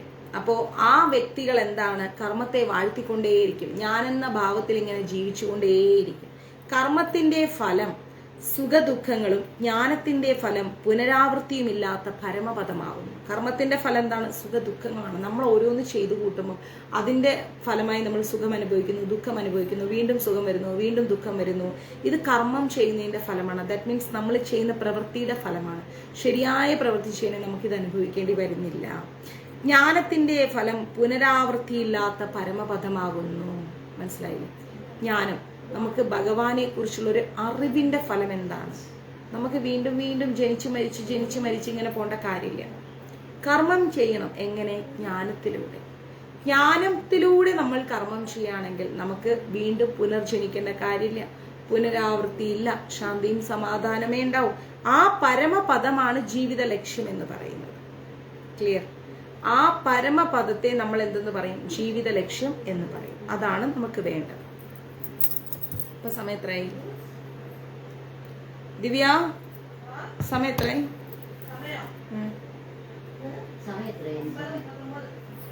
ഓക്കെ. അപ്പോൾ എല്ലാവരും റെസ്റ്റ് ചെയ്തോളൂ. ഇന്ന് ബാക്കി നമുക്ക് നാളെ രാവിലെ എടുക്കാം. കാരണം 8 മണിക്കെങ്ങാണ്ട് തുടങ്ങിയില്ലേ? ഇന്ന് സാറ്റർഡേ അല്ലേ, നാളെ അല്ലേ സൺഡേ. നേരത്തെ ഒന്ന് ഫാമിലി ആയിട്ടൊക്കെ ഇരിക്കുക. സാറ്റർഡേ ആയതുകൊണ്ട് ചിലപ്പം മക്കള്, ഹസ്ബൻഡ്സ് എല്ലാവരും വന്നിട്ടുണ്ടാവും. നല്ല നല്ല സന്തോഷമുള്ള നിമിഷങ്ങളായിരിക്കും വീട്ടിൽ. അപ്പോൾ ക്ലാസ്സും വെച്ചുകൊണ്ടിരിക്കേണ്ട, കുക്ക് ചെയ്യുക, കഴിക്കുക, സന്തോഷത്തോടെ ഇരിക്കുക. നാളെ സൺഡേ കുറച്ച് ലേറ്റായിട്ടൊക്കെ എഴുന്നേൽക്കുക. ഞാൻ ലേറ്റായിട്ടേ ക്ലാസ് വെക്കൂ, രാവിലെ നേരത്തെ വെക്കില്ല. ഫാമിലി ആയിട്ട് സുഖമായിട്ടൊന്ന് കിടന്നുറങ്ങുക. നല്ല മഴയൊക്കെയാണ് കേരളത്തിൽ. ആഴ്ചയിൽ കിട്ടുന്ന ഒരു ദിവസം അത് സന്തോഷത്തോടെ സമാധാനത്തോടെ കിടന്നുറങ്ങുക. ഓക്കെ. പെട്ടെന്നൊന്നും എഴുന്നേൽക്കേണ്ട. ഭഗവാനോട് നാളെ ലീവ് പറയും. ആഴ്ചയിൽ ഒരിക്കലും നിങ്ങൾ സ്വസ്ഥമായി കിടന്നുറങ്ങും. എനിക്കും നാളെ കുട്ടികൾക്ക് ക്ലാസ് ഉണ്ട്. ഓക്കെ. സമാധാനമായിട്ട് പീസ്ഫുൾ ആയിട്ട് കിടന്നുറങ്ങും. നാളെ കാണാം നമുക്ക്. ഹരേ കൃഷ്ണ. സർവം കൃഷ്ണാർപ്പണമസ്തു. പ്രഭുപാദ് കി ജയ്. ഗുരു മഹാരാജ് കി ജയ്. രാധാ പവനപുരേഷൻ കി ജയ്. ഓം ശ്രീ മാത്രേ നമഃ. നാളെ നമുക്കൊരു 10 മണി 10 മണിക്കൊക്കെ നമുക്ക് ക്ലാസ് എടുക്കാം. 10-10:30 ഒക്കെ ആകുമ്പോൾ എടുക്കാം. കുട്ടികളുടെ ക്ലാസ്സിൽ നിന്ന് ഉച്ചയ്ക്ക് ശേഷവും വയ്ക്കാം. ഒരു 10-10:30 എടുത്തിട്ട് നമുക്ക് കുറച്ച് കഥയൊക്കെ പറഞ്ഞ് ഇങ്ങനെ ഇരിക്കാം. ഓക്കെ. സമാധാനമായിട്ട് എല്ലാവരും കിടന്നു. മനസ്സിലുള്ള എല്ലാ സങ്കടങ്ങളെയും കളയും. Good night. എല്ലാവർക്കും നന്മ വരട്ടെ. ഓക്കെ. ഹരേ കൃഷ്ണ. ഓക്കെ. സൈന ചേച്ചി ഒരാളെ പേര് വിളിച്ചത് ആരും പൊങ്കാലയിടാൻ വരുന്നത്. Listening to you is so nice. Thank you Sridevi Mataji. എല്ലാവരും സമാധാനമായിട്ട് ഉറങ്ങും കേട്ടോ. മനസ്സിലെ സങ്കടങ്ങളെല്ലാം കൊണ്ടുപോയി ചവറ്റുകൊട്ടയിലിടും. ഈ പ്രശ്നങ്ങളൊക്കെ നമുക്ക് നാളെ കഴിഞ്ഞ് മറ്റന്നാൾ പരിഹരിക്കപ്പെടും. നാളെ സൺഡേ ആണ്. നമ്മളൊന്നും ചെയ്യില്ല, ഒരു പ്രവൃത്തിയില്ല, കർമ്മമില്ല, ഒന്നുമില്ല. Good night. എല്ലാവർക്കും സമാധാനത്തോടെ ഉറങ്ങും കേട്ടോ. നാളെ കാണാം.